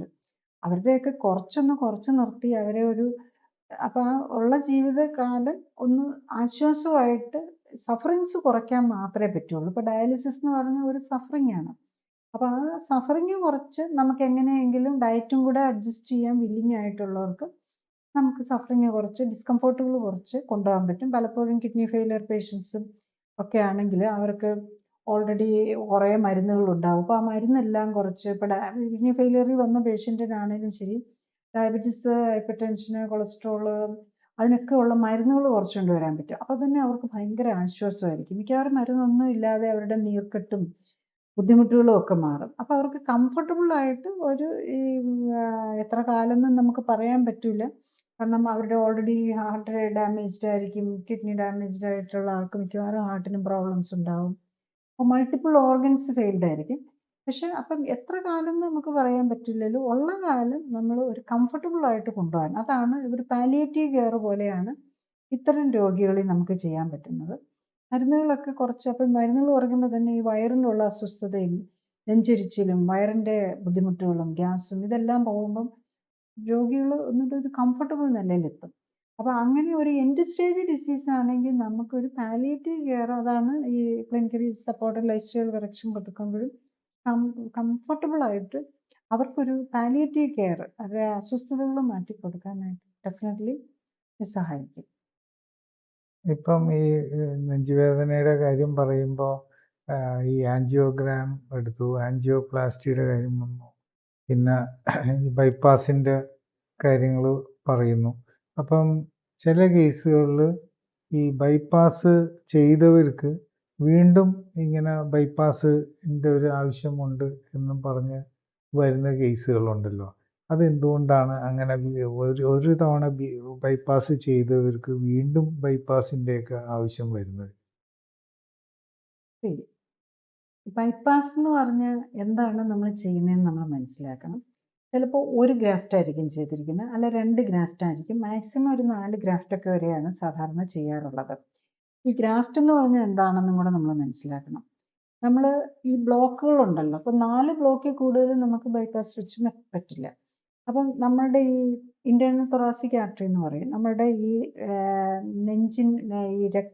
ഈ ശ്വാസകോശത്തിന് ശ്വാസം എടുക്കാനുള്ള മസിലുകളുണ്ടല്ലോ, ഇന്റർകോസ്റ്റൽ മസിൽസ്, അതായത് നമ്മുടെ വാരിയെല്ലിൻ്റെ ഇടയിലുള്ള മസിലാണ് നമ്മളെ ശ്വാസം എടുക്കാൻ. അതുപോലെ തന്നെ നമ്മുടെ ഡയഫ്രത്തിനും ഒക്കെ രക്തം കൊടുക്കുന്ന ഇതിലേ കൊടുക്കുന്ന 2 സൈഡിൽ കൂടെ ഓരോ രക്തക്കൊഴൽ പോകുന്നുണ്ട്. അപ്പം നമ്മൾ ബൈപ്പാസ് ചെയ്യുമ്പോൾ ഒന്നെന്താ ചെയ്യുന്നതെന്ന് വെച്ചാൽ ഈ രക്തക്കൊഴലിനെ അവിടെ നിന്ന് വിടർത്തിയെടുത്തിട്ട് നമ്മൾ ഹാർട്ടിലേക്ക് കൊടുക്കും. അപ്പോൾ ഹാർട്ടിൻ്റെ ബ്ലോക്ക് ആയിട്ടുണ്ടല്ലോ, കുറേ ഭാഗത്ത് ഇങ്ങനെ ബ്ലോക്ക് ആയിട്ടിരിക്കുന്നത് അതിൻ്റെ അപ്പുറത്തേക്ക് കണക്ട് ചെയ്ത് കൊടുക്കും. അപ്പം ആ ബ്ലോക്ക് കഴിഞ്ഞിട്ടുള്ള ആർട്ടറിയുടെ രക്തക്കൊഴലുകളിലേക്ക് കണക്ട് ചെയ്ത് കൊടുക്കുമ്പോൾ അതിന് ശേഷമുള്ളിടത്ത് രക്തം കിട്ടുക എന്നുള്ളതാണ്. പക്ഷെ കുറേ നാളായിട്ടായിരിക്കുന്ന ബ്ലോക്കൊക്കെ ആണെങ്കിൽ ചിലപ്പോൾ അങ്ങോട്ടുള്ള രക്തക്കൊഴലുകളും ബ്ലോക്കായിട്ടിരിക്കുകയായിരിക്കും. അപ്പോൾ അതുകൊണ്ട് വലിയ ബെനിഫിറ്റ് ഒന്നും കിട്ടണമെന്നില്ല. പിന്നെ ആരും അത് കഴിഞ്ഞിട്ട് ഒരു ഒന്നും നോക്കുന്നില്ലല്ലോ. പിന്നെയും ശ്വാസമുട്ടലൊക്കെ വരുമ്പോൾ പിന്നെയും പോയി ആൻജിയോഗ്രാം നോക്കുമ്പോഴും ഈ ബ്ലോക്കൊക്കെ തന്നെ അവിടെ ഉണ്ടാകും. കാര്യമായിട്ട് വീണ്ടും ആൻജിയോഗ്രാം ചെയ്ത് കഴിഞ്ഞാൽ വലിയ ബ്ലോക്കുകൾക്കൊന്നും വലിയ കുറവൊന്നും വന്നിട്ടുണ്ടാവില്ല. അപ്പം ഇങ്ങനെ 2 എണ്ണം ചെയ്യാൻ പറ്റും മാക്സിമം. അതായത് റൈറ്റിലെയും ലെഫ്റ്റിലെയും ഇന്റേണൽ തൊറാസിക് ആർട്ടറി എടുത്തിട്ട് ഹാർട്ടിനും എടുക്കാം. അപ്പം നമുക്ക് അവിടെ നമ്മളുടെ ശ്വാസകോശത്തിലേക്ക് വേണ്ടിയല്ല, ശ്വാസത്തിന് വേണ്ട മസിലുകളുടെ ബ്ലഡ് സർക്കുലേഷനാണ് നമ്മൾ എടുത്ത് മറ്റേതിന് കൊടുക്കുന്നത്. പിന്നെ അത് ഇങ്ങനെ 2 ഗ്രാഫ്റ്റ് വരെ നമുക്ക് ചെയ്യാൻ പറ്റും. പിന്നെ ഉള്ളത് കാലിൽ നിന്നുള്ള രക്തക്കുഴലുകളെടുത്ത് അതിന് നമ്മുടെ എയോർട്ടയിൽ പിന്നെ ഈ ബ്ലോക്ക് വന്നിരിക്കുന്ന രക്തക്കുഴലിന് അപ്പുറത്തേക്ക് കൊടുക്കുക എന്നുള്ളതാണ്. അപ്പോൾ യൂഷ്വലി 1 2 എണ്ണം എടുത്ത് അങ്ങനെയും ചെയ്യാറുണ്ട്. യൂഷ്വലി അത്രയൊക്കെ ബൈപ്പാസുകളാണ് ചെയ്യുന്നത്. പക്ഷെ ഇതൊക്കെ ചെയ്തു കഴിഞ്ഞാൽ നമ്മളുടെ ജീവിതശൈലി നമ്മൾ അപ്പുറത്തേക്ക് അതിന് ആ ബൈപ്പാസ് ചെയ്ത് കഴിഞ്ഞിട്ടുള്ള രക്തക്കുഴലിന്റെ കണ്ടീഷൻ എന്താണെന്നനുസരിച്ചല്ലേ അങ്ങോട്ട് രക്തം ഓടുള്ളൂ. നമ്മളവിടെ കൊണ്ട് കൊടുത്തെന്നും കരുതിക്കൊണ്ട് ഇപ്പം നമുക്കറിയാലോ, ഇതൊരു പ്ലംബിംഗ് വർക്കാണ്. ഇപ്പം നമ്മളൊരു ഒരു ഒരു പൈപ്പിനകത്തെ ഒരു ഭാഗത്ത് ബ്ലോക്ക് ഉണ്ടായിരുന്നു. അതോടെ നമ്മൾ കട്ട് ചെയ്ത് വേറെ നമ്മുടെ പ്ലംബർ ഒരു പൈപ്പ് അവിടെ ഫിറ്റ് ചെയ്തു. പക്ഷെ അതിനപ്പുറത്തോട്ടുള്ളിടത്തും തുരുമ്പ് പിടിച്ചിരിക്കുകയാണെങ്കിൽ നമ്മൾ എന്ത് ചെയ്യാനാ? ആ ബ്ലോക്ക് മാറ്റിയത് കൊണ്ട് കാര്യമില്ലല്ലോ. അപ്പോൾ അവിടെ ഒരു അങ്ങോട്ടൊരു പൈപ്പ് ഇട്ട് കൊടുത്തു കഴിഞ്ഞാൽ അതിനപ്പുറത്തേക്കുള്ള രക്തക്കുഴലുകൾ വർക്കിംഗ് ആണല്ലോ, എന്നാൽ തന്നെ പറ്റുള്ളൂ. ഇത് തന്നെയാണ് സ്റ്റെൻറ്റ് ഇടുമ്പോഴും സംഭവിക്കുന്നത്. സ്റ്റെൻറ്റ് ഇട്ട് കൊടുത്തു, അതിനപ്പുറത്തേക്കുള്ള രക്തക്കുഴലുകൾ 90% ഉള്ളിടത്ത് സ്റ്റെൻറ്റ് ഇട്ട് അവിടെ ഒന്ന് വികസിപ്പിച്ചു കൊടുത്തു. പക്ഷെ ബാക്കിയുള്ളിടത്ത് ഇതൊക്കെ തന്നെ വരാം. പിന്നെ ഈ നമ്മളുടെ ജീവിതശൈലി അങ്ങനെ തന്നെ തുടരുവാണെങ്കിൽ ഈ കൊണ്ടുവന്ന് വെച്ച രക്തക്കുഴലുകൾക്ക് ഓൾറെഡി അവർക്കും ഉണ്ടാവും. കാരണം ബ്ലോക്ക് വരുന്നത് ഒരിടത്ത് മാത്രമല്ലല്ലോ. അപ്പോൾ നമ്മൾ കൊറോണറി ആർട്ടറിയിൽ ഉള്ളതുപോലെ തന്നെ ഇന്റേണൽ thoracic ആർട്ടറിയിൽ ഉണ്ടാവും. പിന്നെ സാധാരണ ആർട്ടറി അല്ല, വെയിനാണ് എടുത്ത് നമ്മൾ മറ്റേ ബൈപ്പാസ് ആയിട്ട് കൊടുക്കുന്നത്. കാലയിൽ നിന്നൊക്കെ എടുക്കുന്ന വെയിനാണ്. പക്ഷെ അതിനും അതിൻ്റെതായിട്ടുള്ള ഇൽ ഹെൽത്തുകളൊക്കെ ഉണ്ടാവാം. അപ്പോൾ അതുപോലെ തന്നെ നമ്മുടെ ഈ ബ്ലഡ് ഈ തെറ്റായ ജീവിതശൈലിയാണെങ്കിൽ ഈ ഷുഗർ കൂടിയ ബ്ലഡും കൊളസ്ട്രോൾ കൂടിയ ബ്ലഡും അല്ലെങ്കിൽ ഫാറ്റ് കൂടിയ ബ്ലഡും പിന്നെ ഈ മരുന്നുകളും എല്ലാം അല്ലേ ഇതിനകത്തൂടെ പോകുന്നത്. അപ്പോൾ വീണ്ടും മാറ്റി വെച്ചിരിക്കുന്നത് നമ്മുടെ ബോഡിയിൽ നിന്ന് തന്നെ എടുത്തു വെച്ചിരിക്കുന്നതാണ്. അതിൻ്റെ അസുഖം രോഗം ആ രക്തക്കുഴലിൻ്റെ രോഗവും അധികരിച്ചുകൊണ്ടിരിക്കുകയാണ് നാളുകൾ ചൂടുമ്പം. അതുപോലെ നമ്മുടെ ആട്ടിലുള്ള മറ്റ് രക്തക്കുഴലുകൾ അവിടെ തന്നെ ബാക്കിയും രക്തക്കുഴലുകളും ഉണ്ടല്ലോ, ഇതിനുമൊക്കെ ഈ ഷുഗറിൻ്റെ ഇമ്പാക്റ്റും പ്രഷറിൻ്റെ ഇമ്പാക്റ്റും കൊഴുപ്പിൻ്റെ ഇമ്പാക്റ്റും എല്ലാം വന്നുകൊണ്ടിരിക്കുക. അതുപോലെ തന്നെ നമ്മൾ ഈ കഴിച്ചുകൊണ്ടിരിക്കുന്ന മരുന്നുകളും അതിനെ ദോഷം ചെയ്തുകൊണ്ടിരിക്കുക. അതുകൊണ്ടാണ് പിന്നെയും സ്റ്റെൻറ്റ് ഇടേണ്ടി വരുന്നതും പിന്നെയും ബൈപ്പാസ് ചെയ്യേണ്ടി വരുന്നതും. അതുപോലെ ഒപ്പം തന്നെ ഇത്തരം രോഗികൾക്കൊക്കെ തന്നെ കിഡ്നി, ബ്രെയിന് പലപ്പോഴും ചെറിയ മൈനർ സ്ട്രോക്കുകൾ വരാം. മൈക്രോ ഇൻഫാക്ട്സ് എന്ന് പറയും. പ്രത്യേകിച്ച് ഈ ബൈപ്പാസ് ഒക്കെ കഴിഞ്ഞ് കഴിയുമ്പോൾ ഈ ഹാർട്ട് ലങ് മെഷീനിലൊക്കെ കൂടെ പോകുമല്ലോ. അപ്പോൾ നമ്മൾ ഈ ബ്ലഡിനെ ക്ലോട്ട് ആകാതിരിക്കാനുള്ള മരുന്ന് കൊടുത്തുകൊണ്ടാണ് ആ സമയത്തിരിക്കുന്നത്. അപ്പോൾ ആ മരുന്ന് കൊടുക്കുന്നുണ്ടെങ്കിലും ചെറിയ മൈക്രോ ക്ലോട്ട്സ് ഉണ്ടാകാം. അത് നമ്മളുടെ ബ്രെയിനിലെയൊക്കെ ഈ ചെറിയ നേരിയ രക്തക്കുഴലുകളിലോ ഈവൻ കണ്ണിലും ഒക്കെ അടിഞ്ഞു കഴിഞ്ഞിട്ട് നമ്മളുടെ ഈ ബൈപ്പാസ് സർജറി പോലെയുള്ള മേജർ സർജറി കഴിഞ്ഞ് കഴിയുമ്പോൾ പലപ്പോഴും പലർക്കും നമ്മുടെ മെമ്മറി, കോഗ്നിഷൻ, അതായത് നമ്മുടെ ബുദ്ധിയും ഒക്കെ കുറയുന്നതായിട്ട് പല സ്റ്റഡീസും കാണിക്കുന്നുണ്ട്. അതിൻ്റെ കാരണം പറയുന്നത് ഇതിനകത്തുനിന്ന് വരുന്ന മൈക്രോ ഇൻഫാക്റ്റ് ആണെന്നാണ്. അപ്പോൾ അതും നമ്മൾ മനസ്സിലാക്കണം. നമ്മൾ ഇതെല്ലാം ഇപ്പം മെഡിസിൻ ഡോക്ടേഴ്സ് എല്ലാം എക്യുപ്മെൻറ്റ്സ് ഉണ്ട്, ഏറ്റവും വലിയ ചികിത്സകൾ കിട്ടും, വലിയ ഹോസ്പിറ്റലും ആണെന്നുണ്ടെങ്കിൽ നമ്മളെല്ലാവരും കരുതുക എല്ലാം പെർഫെക്റ്റ് ആയിട്ട് ഇങ്ങനെ നടക്കുന്നു. അങ്ങനെ ഒരു പെർഫെക്ഷൻ ഇല്ല ഇതിനകത്ത്. അതിനകത്ത് എല്ലാത്തിനും റിസ്ക് ഫാക്ടേഴ്സ് ഉണ്ട്. നമ്മളൊരു പ്രൊസീജിയറിന് പോകുന്നതിന് മുമ്പ് അതിന് റിസ്ക് ഫാക്ടേഴ്സ് മനസ്സിലാക്കണം. പിന്നെ പലപ്പോഴും എന്താ ചെയ്യുന്നതെന്ന് വെച്ചാൽ ആരും നമ്മൾ ഈ സൈനൊക്കെ ചെയ്ത് കൊടുക്കുന്ന സമ്മതപത്രം ഒന്നും കാണാറ് തന്നെ ഇല്ല. സമ്മതപത്രമൊക്കെ വായിച്ചു കൊടുത്തിട്ടാണെങ്കിൽ വായിച്ച് മനസ്സിലാക്കിയിട്ടാണെങ്കിലും ഒരു ഓപ്പറേഷന് പോകുന്ന ഈ ഹോസ്പിറ്റലിനെ അറ്റാക്കിങ് ഇങ്ങനത്തെ കാര്യങ്ങൾ, ഡോക്ടറിനെ അറ്റാക്ക് ചെയ്യുന്ന, ഹോസ്പിറ്റലിനെ അറ്റാക്ക് ചെയ്യുന്ന ആവശ്യങ്ങൾ വരില്ല. കാരണം എന്താണെന്ന് വെച്ച് കഴിഞ്ഞാൽ മിക്കവാറും എന്ത് ഓപ്പറേഷന് മുമ്പ് കൊടുക്കുന്ന അനസ്തീസിയയും ഓപ്പറേഷന് മുമ്പ് കൊടുക്കുന്നതിനകത്തും ഉണ്ടാവും മരണം വരെ സംഭവിക്കാമെന്നുള്ളത് സൈൻ ചെയ്തിട്ടാണ് നമ്മൾ പോകുന്നത്. അത് നമ്മൾ മനസ്സിലാക്കണം. ഡോക്ടറിൻ്റെ കയ്യിൽ മാത്രമല്ല കാര്യങ്ങൾ ഇരിക്കുന്നത്. എക്യുപ്മെൻറ്റ് ഫെയിലിയർ വരാം, എന്തെല്ലാം ഒരു പ്രൊസീജിയർ നടക്കുമ്പോൾ പലതരം കോംപ്ലിക്കേഷൻസ് വരാം. അനസ്തീസിയ ഇന്ന് ഇത്തിരി സേഫാണ്. പക്ഷെ അനസ്തീസിയ സംബന്ധമായിട്ടുള്ള മരുന്നുകളും ഒക്കെ നമുക്ക് പലവിധ കോംപ്ലിക്കേഷൻസും വരുത്താം. അപ്പം അതിൻ്റെ എല്ലാം പേരിൽ ഇപ്പം ഞാൻ പറഞ്ഞ സ്ട്രോക്ക് വരാനുള്ള സാധ്യത, അല്ലെങ്കിൽ പോസ്റ്റ് ഓപ്പറേറ്റീവ് ഇൻഫെക്ഷൻ വരാനുള്ള സാധ്യത, അല്ലെങ്കിൽ ഓപ്പറേഷൻ സമയത്ത് തന്നെ അറ്റാക്ക് വരാനും വരാനുള്ള സാധ്യത, പിന്നെ ഹാർട്ട് ലങ് മെഷീനിലൊക്കെ ആകുമ്പോൾ അന്നേരം അറ്റാക്ക് വരാനുള്ള സാധ്യതയില്ല. കാരണം നമ്മുടെ ഹാർട്ട് അല്ലല്ലോ വർക്ക് ചെയ്യുന്നത്. അത് കഴിഞ്ഞിട്ട് പോസ്റ്റ് ഓപ്പറേറ്റീവ് പീരീഡിലായിരിക്കും. കാരണം ബൈപ്പാസ് സർജറിക്കൊക്കെ ആ സമയത്തായിരിക്കുമല്ലോ പ്രശ്നം വരുന്നത്. കാരണം അന്നേരം ആർട്ടിഫിഷ്യൽ മെഷീൻ വെച്ചാണ് ഹാർട്ടിൻ്റെയൊക്കെ ഫങ്ഷൻ നടക്കുന്നത്. പോസ്റ്റ് ഓപ്പറേറ്റീവ് പീരീഡിൽ അറ്റാക്ക് വരാം, സ്ട്രോക്ക് വരാം, അത് മേജർ ആകാം, മൈനർ ആകാം. പിന്നെ അത് കഴിഞ്ഞിട്ടുള്ള സ്റ്റേജിൽ റിക്കവറി ടൈമിൽ പല പല കോംപ്ലിക്കേഷൻസും വരാം. ഈവൻ റീനൽ ഫെയിലിയറിലേക്ക് പോകാം. പ്രത്യേകിച്ച് ഓൾറെഡി ഇത്തരം പേഷ്യൻസ് ഒക്കെ കിഡ്നിയൊക്കെ കോംപ്രമൈസ്ഡ് ആയിരിക്കും. അപ്പം ഇതെല്ലാം മനസ്സിലാക്കിയിട്ട് മാത്രമേ നമ്മൾ ഒരു ഓപ്പറേറ്റീവ് പ്രൊസീജിയർ അങ്ങനത്തെ കാര്യങ്ങളിലേക്ക് പോകാൻ പാടുള്ളൂ എന്നുള്ളതാണ്. അപ്പം പലപ്പോഴും ഇൻഷുറൻസും ഒക്കെ എല്ലാം എക്കണോമിക്കലി ഒരു ബേർഡനും വരുന്നില്ലാത്തതുകൊണ്ട് എല്ലാവരും അതൊരു ഫ്രീ ട്രീറ്റ്മെൻറ്റും ആണെന്നുകൊണ്ട് ഒന്നും ചിന്തിക്കുകയില്ല. അത് മാറണം. നമ്മൾ നമ്മുടെ ദേഹത്ത് ഒരു പ്രൊസീജിയർ ചെയ്യുകയാണെങ്കിൽ അതിൻ്റെ സൈഡ് ഇഫക്റ്റ്, കോസ്റ്റ് മാത്രമല്ല വേണ്ടത്, അതിൽ നിന്ന് വരാവുന്ന സൈഡ് ഇഫക്ട്സ് എന്താണെന്നും കൂടെ അറിഞ്ഞിട്ട് വേണം ചെയ്യാൻ. പിന്നെ ഈ നെഞ്ചുവേദനയുടെ കാര്യം പറയുമ്പോൾ ഈ സൈലന്റ് ഹാർട്ട് അറ്റാക്ക് എന്ന് പറയുന്നത് അത് എങ്ങനെയാണ് മനസ്സിലാക്കേണ്ടത്? സൈലന്റ് ഹാർട്ട് അറ്റാക്ക് എന്ന് പറഞ്ഞു കഴിഞ്ഞാൽ അതിനകത്ത് സിംറ്റംസ് ഒന്നും ഉണ്ടാവില്ല. അപ്പോൾ അത് കൂടുതലും വരുന്നത് ഡയബറ്റിക് പേഷ്യൻസിനാണ്. ഡയബറ്റിക് പേഷ്യൻസിന് എന്തുകൊണ്ടാണ് വേദന ഇല്ലാതെ വരുന്നതെന്ന് ചോദിച്ചു കഴിഞ്ഞാൽ, ഒന്ന് അവർക്കൊരു എൻഡ് ആർട്ടറൈറ്റിസ് എന്ന് പറയും, ചെറിയ ചെറിയ ആർട്ടറികളെ ആയിരിക്കും ബാധിക്കുന്നത്. അപ്പോൾ കുറച്ച് ഭാഗത്തേ ഉള്ളൂ, അപ്പോൾ അതൊരു വലിയ വേദനയൊന്നും തോന്നിക്കുകയില്ല. പിന്നെ വേറൊരു കാരണം, ഇവർക്ക് നമുക്കറിയാമല്ലോ ഈ ഡയബറ്റിക് പേഷ്യൻസിന് ന്യൂറോപ്പതി വന്നിട്ട് സെൻസേഷൻ കുറവുള്ളത് കൊണ്ടാണല്ലോ അവരുടെ മരവിപ്പും, പലർക്കും കാലിന് മരവിപ്പും സെൻസേഷൻ പോയിട്ട് പിന്നെ അവിടെ എന്തെങ്കിലും മുള്ളൊക്കെ കൊണ്ടാലും അല്ലെങ്കിൽ ഒരു മുറിവ് വന്നാലും അറിയാതെ ഇരുന്നിട്ട് പഴുപ്പ് വരികയും അങ്ങനെയാണല്ലോ വ്രണം വന്നിട്ട് നമ്മൾ കാല് മുറിച്ച് കളയേണ്ടി വരികയോ ആംപുട്ടേഷൻ ചെയ്യേണ്ടി വരികയോ ഒക്കെ ചെയ്യുന്നത് അങ്ങനെയാണല്ലോ. ഈ സെയിം ഇത് നമ്മളുടെ എല്ലാ സെൻസറി അപ്പാരറ്റസിലും വരുന്നുണ്ട്. അതായത് നമ്മുടെ എല്ലാ നെർവ്സിലേക്കും ഡയബറ്റിക് പേഷ്യൻറ്റിന് ന്യൂറോപ്പതി വരുന്നത് കാലിനോ കൈക്കോ മാത്രമല്ല, മരവിപ്പൊന്നുമല്ല, ഹാർട്ടിനെയും എല്ലാം ബാധിക്കുന്നുണ്ട്. അപ്പം അതുകൊണ്ട് തന്നെ അവരുടെ സെൻസേഷൻ അറിയുന്നത് കുറവായിരിക്കും.